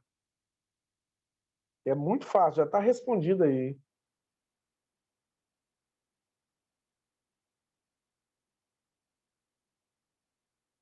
E aí, Manoel? Eu passo a palavra para o meu marido. Meu Deus do céu, hein? Pois é, irmão, não dava certo, é simples. Por quê? Essa doutrina diz que Cristo não foi crucificado. Mas os irmãos que estavam lá viram Jesus crucificado, porque eles andavam com Jesus, eles conviviam com ele. Aí. Como é que uma doutrina dessa ia colar? Não cola, né? Não colava. É a mesma coisa que o Lula está dizendo hoje, que não roubou. Não está aí, um bocado de prova, ficou preso um bocado de tempo, só saiu da cadeia porque um ministro foi lá e tirou ele. Um ministro que o PT colocou lá foi lá e tirou ele. E não absolveu, não. Simplesmente anulou o processo para ser feito em outra vara, em outra instância. Então, seria a mesma coisa disso. É chegar para Pedro, é chegar para Tiago, é chegar para André, é chegar para os outros que andaram com Jesus e falar assim, Jesus não foi crucificado, não, a palavra que você é bobo, isso foi uma ilusão. Você acha que eles iam acreditar nisso? Tinha como enganar eles? Não. Não tinha. Não é porque eles viveram com Jesus, eles andaram com Jesus, eles viram Jesus crucificado e depois viram Jesus ressuscitado. Né? Tomé, Jesus falou que ele toca aqui, Tomé. Você vê se o espírito tem carne, se tem osso, tá aqui, toca aqui, olha aqui as marcas aqui, né? Então a gente observa aqui, irmãos, que foram teorias que foram se desenvolvendo aí a partir do segundo século, aonde aquele povo já havia morrido todos, né? Aqueles que viram Jesus, aqueles que cerca de 500, como diz lá em Atos, né? Que viram Jesus subir ao céu, essas pessoas já haviam partido para a glória, né? E os outros que foram vindo foram desenvolvendo diversos tipos de teoria acerca da fé. E aí nós vemos que isso foi uma seita, né? Mas não foi uma corrente de pensamento. Né? Essa não era uma seita, mas era uma corrente de pensamento que acontecia entre os cristãos. Para essa corrente filosófica, Cristo, por ser santo, não poderia se transformar em carne. Logo, toda a aparência que Jesus teve na Terra não fora real. É como se fosse apenas uma imagem do corpo, mas ele estava somente em espírito, né? Ou seja, eles entendiam que Jesus não era real, que nada daquilo que a gente conhece aí aconteceu, mas para eles aquilo foi apenas uma aparência. Jesus respondendo disse, reis poderão conhecer as escrituras e nem o poder de Deus. Vamos lá, o arianismo. Ainda vamos falar agora, nós estamos entrando ao espaço das controvérsias, né, que aconteceram aí no decorrer desses tempos, né? As controvérsias acerca de Cristo, acerca de Jesus, né? Como eu falei, são coisas que não aconteceram lá na época de Jesus, mas que posteriormente com os teólogos e os pais da igreja, né? Os presbíteros, os bispos ali, foram sendo desenvolvidos esses problemas. Então vamos lá. Na interpretação de Ário, bispo de Alexandria, em 325 depois de Cristo, Jesus não era igual a Deus. Isso aqui foi Ário. Ário era um bispo, era um presbítero da igreja de Alexandria, né, em 325 depois de Cristo. Para ele, Jesus não era Deus, não era igual a Deus, mas a sua primeira criatura, e a mais importante, todavia subordinada ao Pai. Então, veja bem como é que se criava uma heresia, né? O Ário chegou e disse, não, Jesus, começaram a se perguntar acerca de Jesus, né? Mas Jesus é Deus. Não, como assim Jesus é Deus? Não, Jesus não é Deus. Jesus foi a primeira criatura de Deus, a criatura mais importante. Mas ele é subordinado ao Pai, ou seja, colocando Deus acima de Jesus. Negando a existência da igualdade da natureza entre Jesus e Deus. Olha, o problema aqui ainda é só Jesus, não chegou nem no Espírito Santo, hein? Lá na frente que a gente vai ter problema com o Espírito Santo. Agora o problema aqui, por enquanto, está sendo Jesus.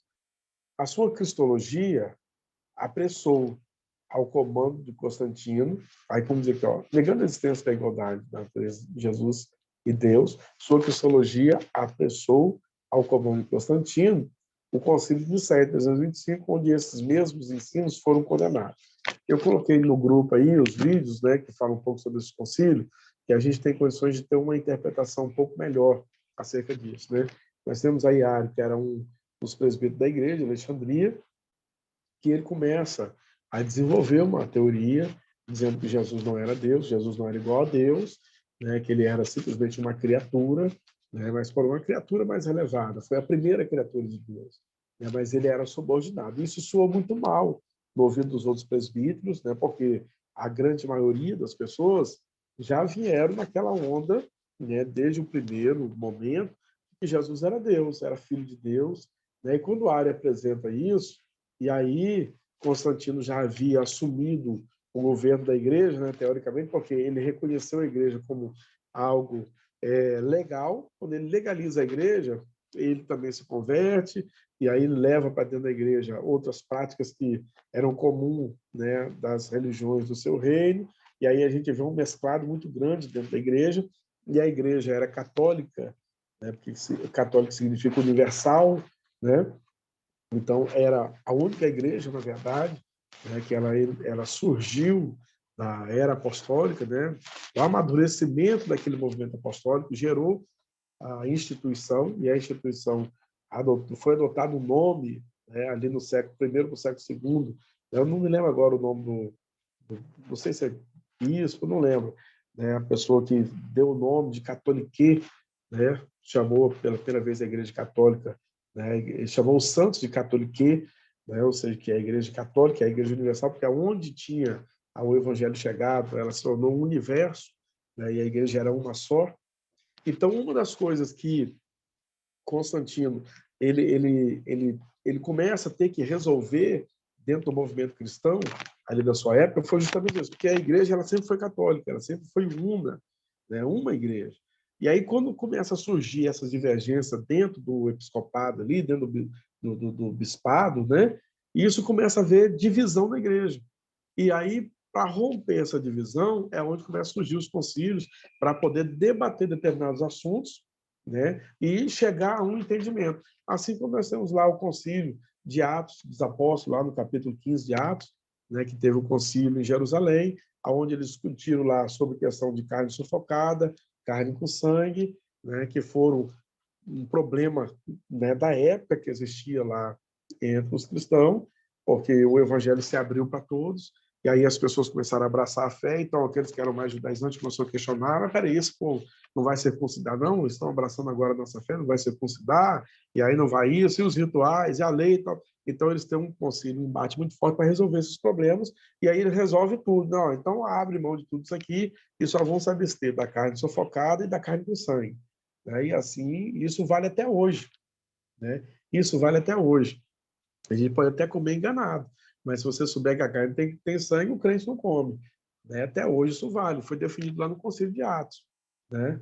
E aí a gente vê que depois outros concílios foram surgindo para resolver outros problemas que foram acontecendo na igreja. Então, de tempo em tempo, surgem problemas novos que a igreja precisa se reunir e decidir sobre aqueles problemas. E aqui nós vemos Constantino, ele convoca, então, um concílio, ele não preside porque ele não era nem batizado, né? Mas aí os presbíteros lá dirigem o concílio e tal, e eles chegaram a um consenso, né, de que Ário estava herético, né? Estava produzindo heresia. Aí ele foi tirado do bispado, né? Cortaram ele da igreja, excomungaram ele, mas a ideia dele continuou viva, né? E deu muito problema ainda. Aí tem a teoria de Apolinário. Essa teoria negava a mente humana de Jesus.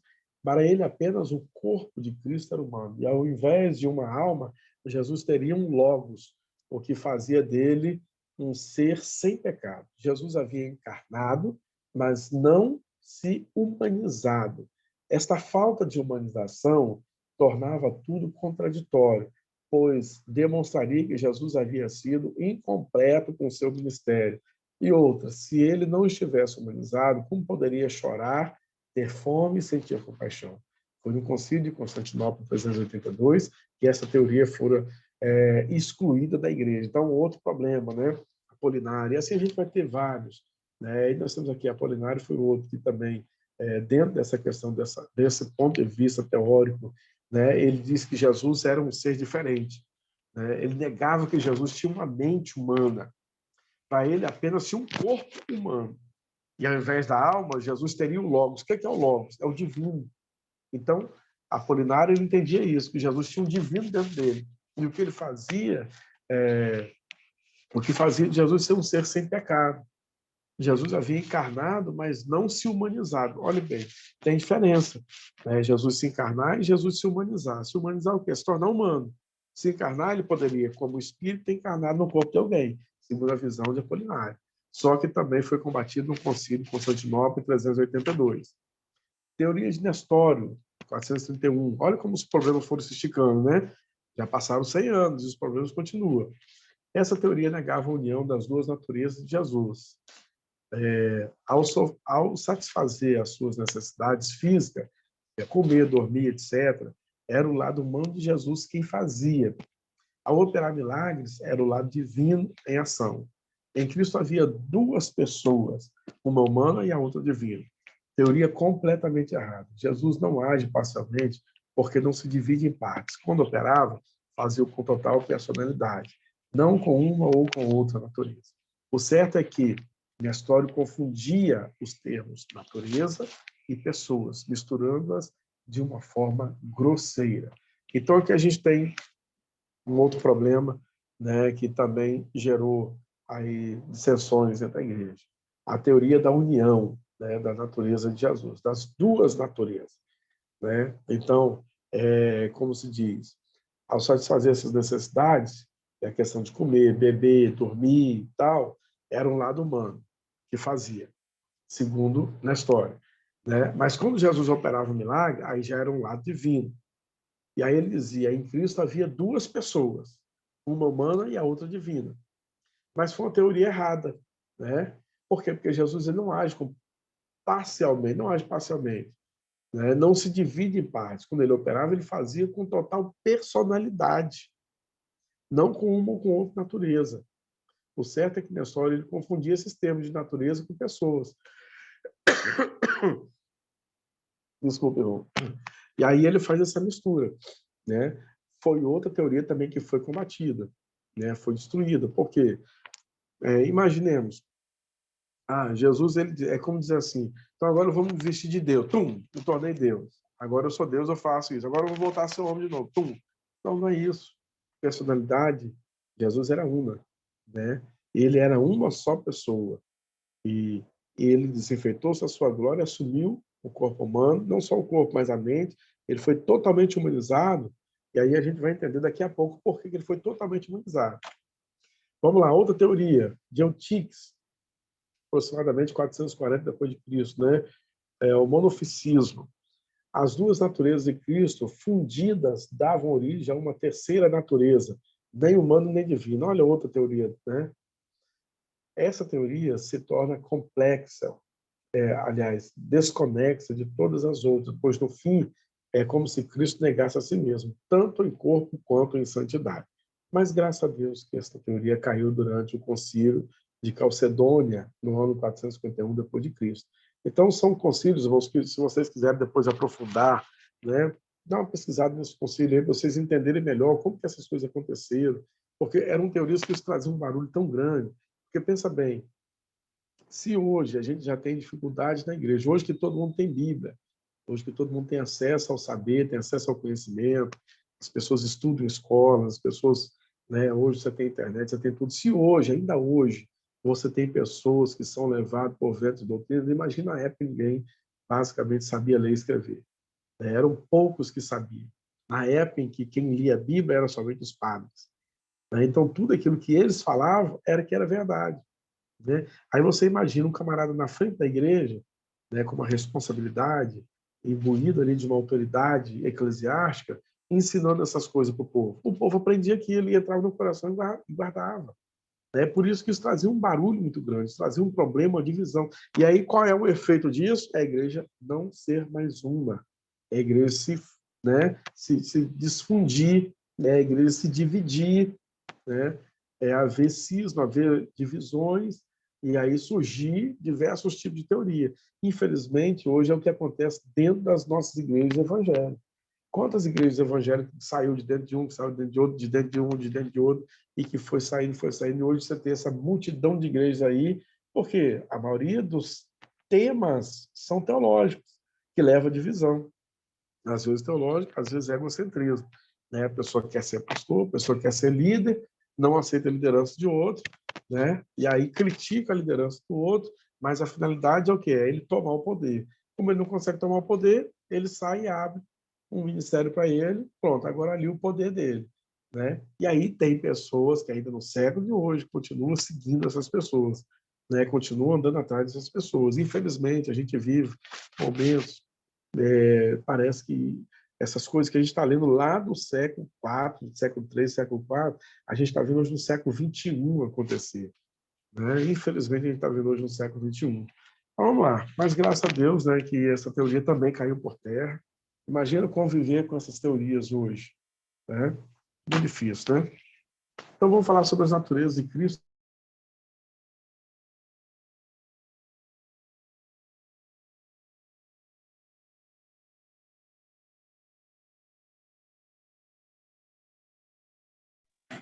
Caiu de Sabe qual é novo, o né? positivo?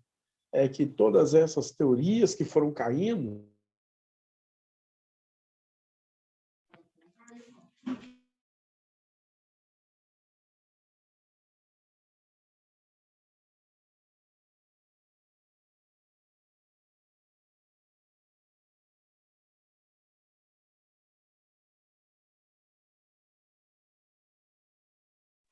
Deu uma travada aí.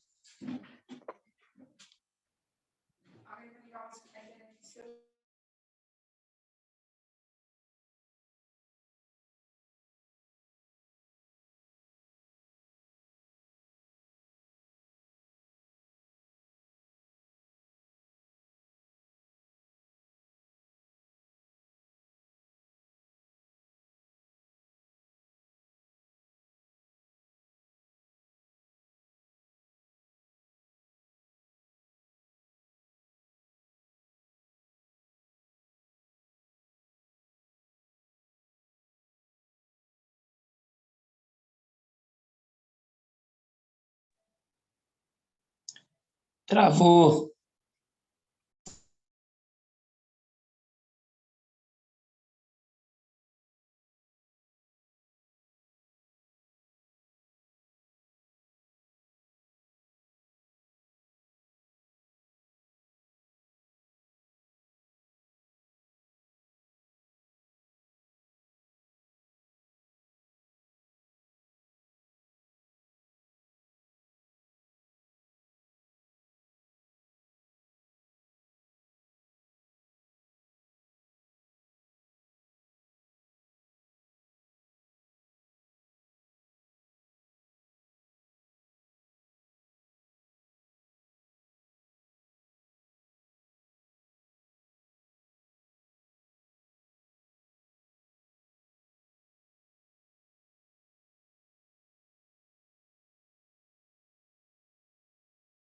Fé?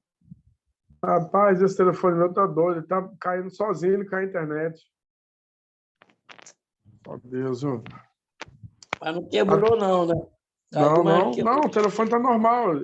É a internet que está caindo. Mas vamos lá. Vamos continuar aqui para a gente concluir. Está faltando poucos slides. Falar aqui sobre a natureza de Cristo à luz da Bíblia, né? Nos slides anteriores vimos que o ponto de linha, vimos a que ponto linhas de pensamentos e interpretações chegaram para identificar a pessoa de Cristo. Agora vejamos isso à luz da palavra de Deus. Ou seja, a gente vimos nas experiências anteriores aí, né, das teorias que se desenvolveram acerca de Cristo, e começaram a pensar, né? Ah, Cristo é isso, Cristo é aquilo. Não, Jesus é isso, Jesus é aquilo, Jesus é aquilo outro, né? E isso tem um lado positivo. Qual foi o lado positivo?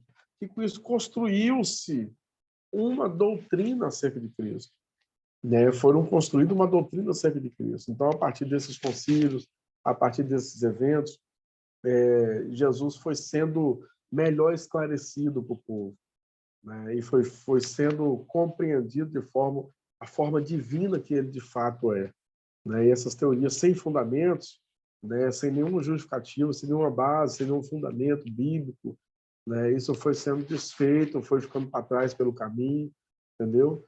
E somente o Jesus, realmente Deus e homem, foi quem ficou purificado aí dentro desses temas e dessa construção teológica que foi sendo realizada. Então, isso é muito positivo. Doutrinas que não foram necessárias lá na época dos pais da igreja, né, dos apóstolos, porque todo mundo compreendia Jesus como Deus, né? As pessoas que iam aceitando a fé, que iam entendendo, aceitando Jesus como Salvador, iam reconhecendo Jesus como Deus. Agora, posteriormente, aqueles que não viveram com Jesus é que foi tendo essas discussões teológicas, essas teorias, e que levou a esse amadurecimento também, essa construção divina de Jesus. E aí a gente observa que agora, o que a Bíblia fala? Como que os discípulos enxergaram? Como que aqueles escritores da Bíblia enxergaram? Então, vamos lá. Cristo tinha uma personalidade, mas duas naturezas, humana e divina. Por exemplo, Jesus encarnado era um com o Pai. Está em João 17, o verso 22, aí é a oração de Jesus, quando Jesus diz, né, e João registra isso, Senhor, que eles sejam um, assim como nós somos um. Então, essa foi a oração de Jesus. Né? Jesus, o Filho, foi gerado da descendência de Davi. Nós temos lá em Romanos, capítulo 1, verso 13, também, que faz referência a Jesus. Né? Aí nós estamos falando de Jesus, homem. Tá? É importante a gente saber diferenciar aí que o nome Jesus ele traz consigo, né? Ele tem um significado, né? Que ele é ao mesmo termo de Josué, né? Que era o nome de Josué também abreviado. O nome de Josué significava Deus é salvação, né? E o nome Yeshua, né? Que é no caso o nome de Jesus, é salvação. Então, o nome Jesus, quando o anjo diz lá, o seu nome será maravilhoso, né? Quando Isaías escreve, né? Será maravilhoso, Deus forte, príncipe da paz, Pai da eternidade, e tal, tal. E aí, quando o anjo apresenta-se a Maria, ele diz, e porá o nome do menino Jesus, né? Ou seja, Jesus porque salvação. Esse era o que Jesus veio, a sua função, a sua finalidade aqui na Terra, foi trazer salvação aos homens, né? E ele era descendente de Davi, dentro da questão da humanidade, era descendente tanto por parte de pai, como por parte de mãe, né? E Jesus era descendente, era da mesma tribo, e também dos consanguíneos, né? Da descendência do próprio rei Davi. Então, quando Deus falou para Davi que não faltaria rei no seu trono, que o seu reino seria eterno, né? Ou seja, porque o reino de Saul não foi eterno, ele teve um período até Davi, né? Até Davi. Outros reis tiveram períodos, mas o reino de Davi seria eterno. Por que seria eterno? Davi também passou, né? Os seus filhos passaram, Israel foi destruído. Por que o rei seria eterno? O reino seria eterno.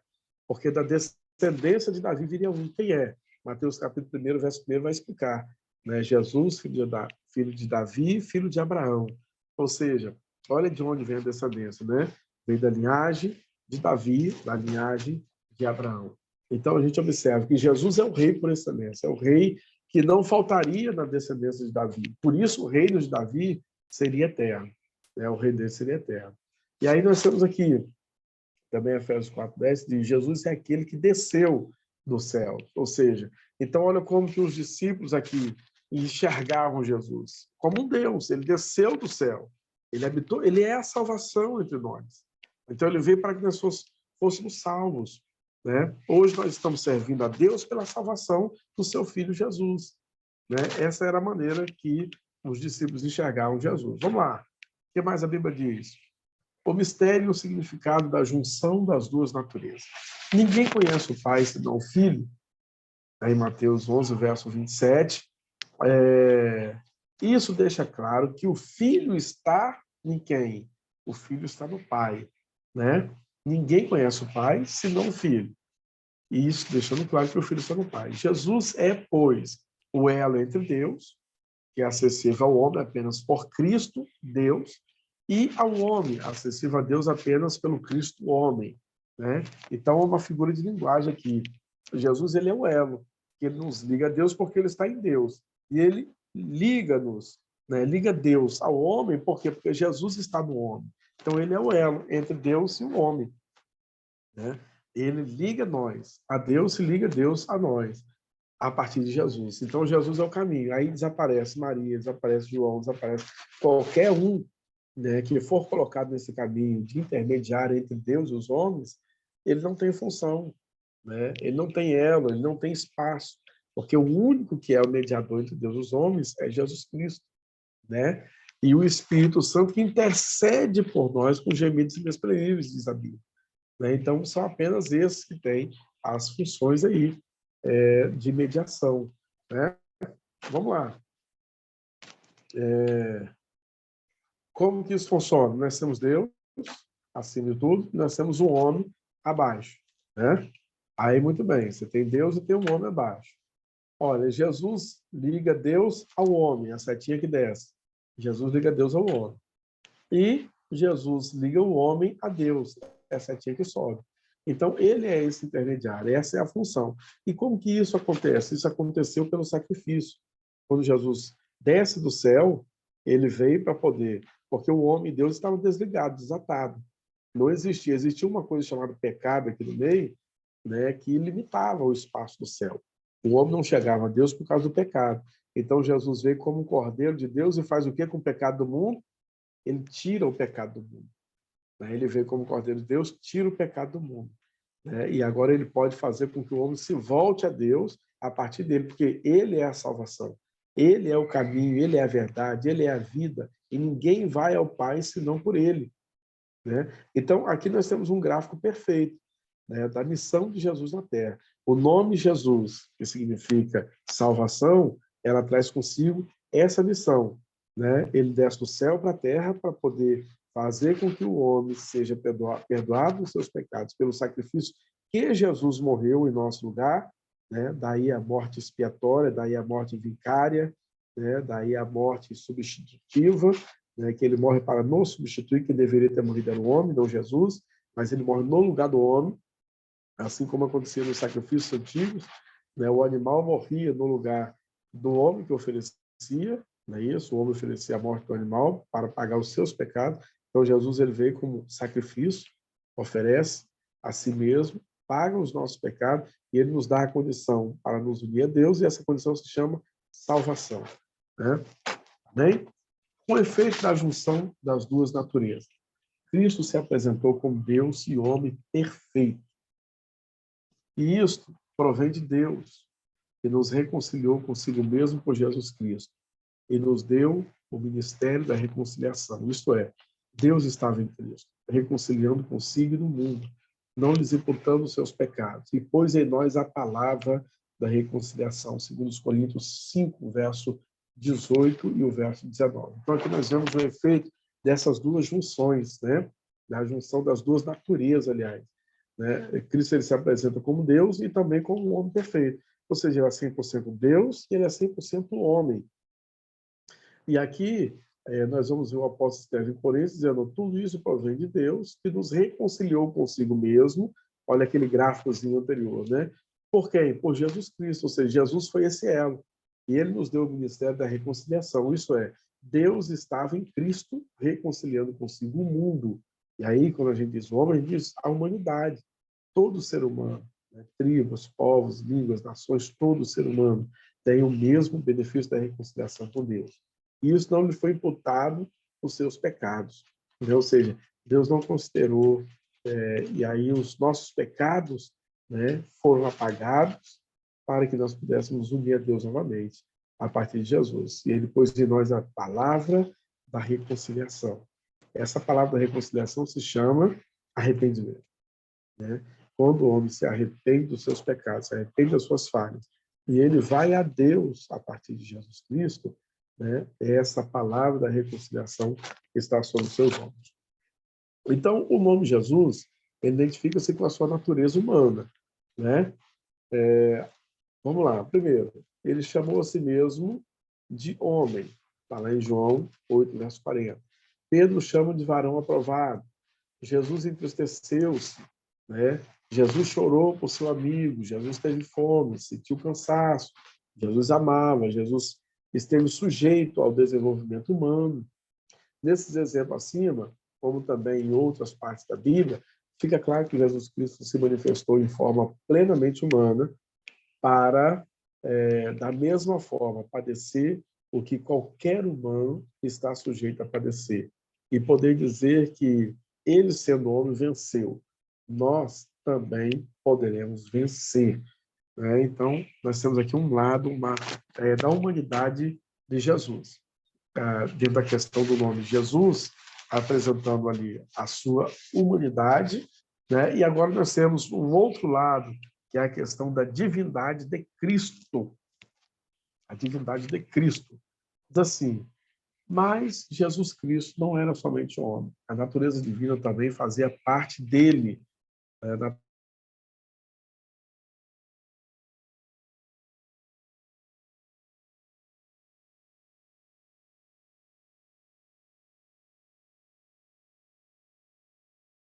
natureza divina, também fazia parte dele. Bom, senão do céu desceu. Essa vez, verso 12 e verso 13. Ou seja, aqui apresenta o próprio Jesus, né, declarando a sua divindade.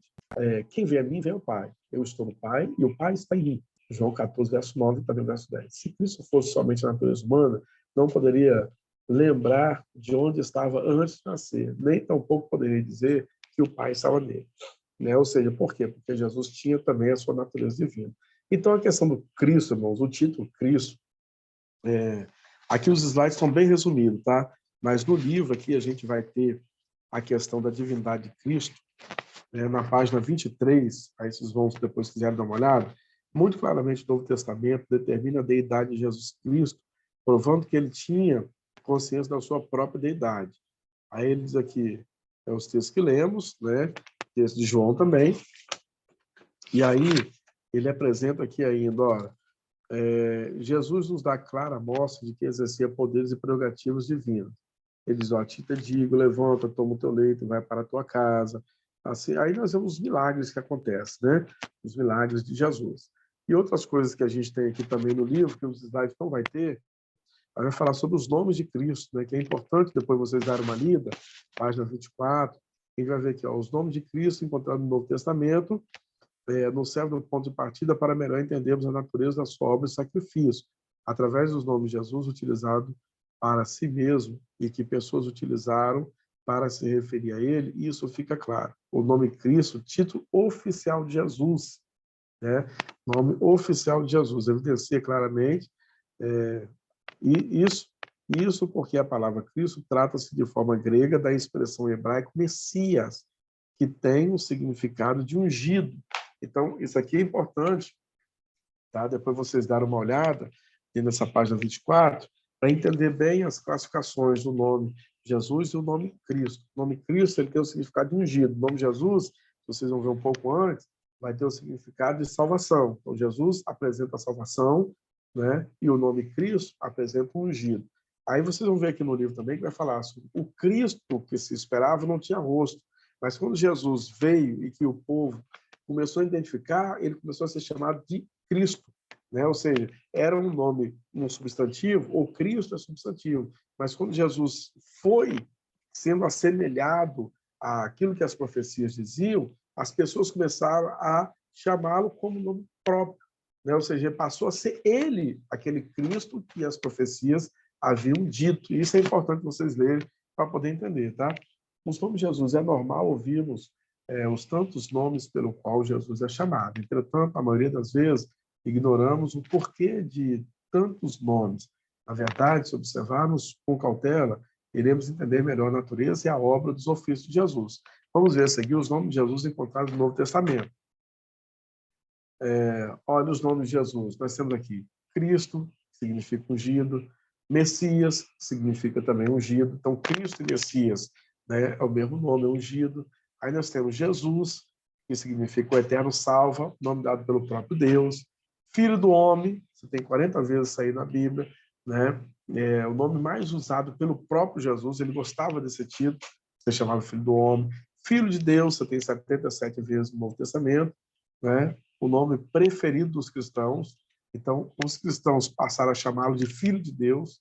Tá? Senhor, que isso aqui também é muito importante, tá? A questão da palavra Kyrios, né? Que significa a palavra Senhor, e que equivale a Jeová. Era equivalente a Jeová. E esse título, por que Jesus, na época, ele teve problemas em ser chamado Senhor? Porque na época não se podia chamar ninguém de Senhor, porque o Império Romano, que dominava todo o mundo da época, né? E Jerusalém era submisso, era subjugado a Roma, e só quem podia ser chamado de Senhor era César.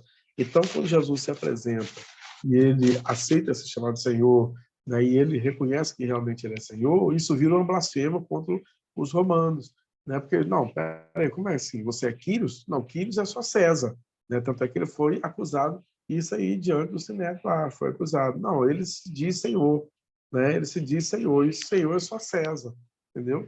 Então, esse foi um dos pesos que foi sobre o julgamento de Jesus. Aí, outro nome, Jesus o Salvador, né? Porque o seu nome significa isso. Nós temos isso 23 vezes. Jesus, filho de Davi, a história dos cegos, né? E tantos outros aí que anunciaram, que reconheceram isso, porque aí ele reconheceu a árvore genealógica de Davi, a profecia de Davi, que Deus disse a Davi que nunca faltaria substituto sobre o seu trono, e o seu trono seria eterno. Então, isso aqui, quando ele diz lá, Jesus, filho de Davi, eles reconhecem Jesus como rei, né? Descendente de Davi, como rei sobre eles, como senhor sobre eles. Então, quando a gente diz, quando lá o cego dizia Jesus, filho de Davi, é como se ele estivesse dizendo, meu senhor, meu rei, né? O senhor é meu rei. Eu reconheço a sua divindade, eu reconheço que o senhor é o rei da descendência de Davi, do reino eterno, né? Então, isso aqui indica a sua messianidade, essa questão de chamar Jesus de filho de Davi. Após observar os nomes supracitados, em suma, podemos dizer que o nosso Cristo é o ungido e filho de Deus, enviado para salvar, sendo Senhor, fez-se homem para resgatar os que estavam perdidos. E aí a gente resume aqui, né? Esse é o último slide, e importante a gente resumir, né, com essa conclusão final sobre os nomes de Jesus, que após observar todos esses nomes citados, né, que aí nós temos um resumo apenas, tá? Porque cada um nome desse tem uma história muito bonita por trás, e eu acho que vale a pena os irmãos se interessar em buscar, em aprender sobre isso. Tá? E aí nós temos aí, podemos dizer que o nosso Cristo, ele é o ungido, o Filho de Deus, né?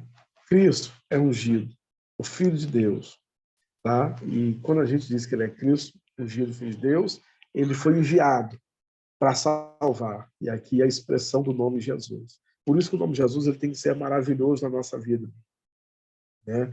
Senhor, né? O seu título de Senhor, ele é Deus na nossa vida, né? Ele é Deus na nossa vida. E ele se fez homem, ou seja, como diz lá, né? Ele desenfeitou-se a sua glória. Não usurpou ser Deus, né? Mas ele usurpou, desceu da sua glória, despiu-se e veio e habitou entre nós. E isso para quê?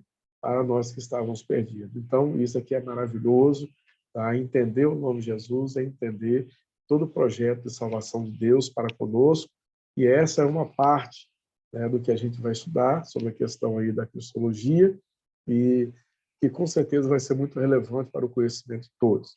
Amém? Eu acho que essa é uma base que a gente tem, enquanto um estudo básico de teologia, é necessário para toda a igreja, tá? Mas depois vocês vão estar numa sala de aula, vocês vão poder falar fluentemente sobre isso, sobre esses temas, né, que com certeza ainda trazem muita dúvida na cabeça de muitas pessoas, muita incompreensão no meio da igreja, porque muitas pessoas não gostam de ler, não gostam de estudar, e se vocês estão estudando é porque Deus tem um propósito na vida de vocês e chamou vocês para essa área do saber. Então, não se dedique, se esforce, tá? Pratique mesmo, leiam, busquem conhecimento, ouçam aí vídeos, vejam vídeos sobre esse assunto, sobre os títulos, e vocês vão crescer bastante espiritualmente, e o nome do Senhor vai ser glorificado. Amém? Chegamos assim à conclusão da nossa aula, que Deus nos abençoe, tá? Vamos orar agradecendo. Pastor Wagner, ora agradecendo a Deus por nós. Amém? Na quarta-feira a gente está junto novamente. Ok? Vamos orar. Senhor Deus e Pai, Senhor, nessa hora nós somos gratos ao Senhor por essa grande e rica oportunidade, meu Pai, de estar aprendendo mais da Tua palavra, meu Deus. Deus abençoe a todos que estamos nesse curso, os professores, que o Senhor venha nos guardar, venha nos dar forças, meu Pai, para a gente continuar até o final desse curso, em nome de Jesus. Amém. Que Deus abençoe a todos, meus irmãos. Meu telefone está caindo a bateria já. Amém. Deus abençoe a todos. A paz do Senhor. E até amanhã, se Deus quiser. Amém. Pai do Senhor, Amém? boa noite. Boa noite, Deus abençoe. Paz do Senhor. Ela sai vermelha agora. É.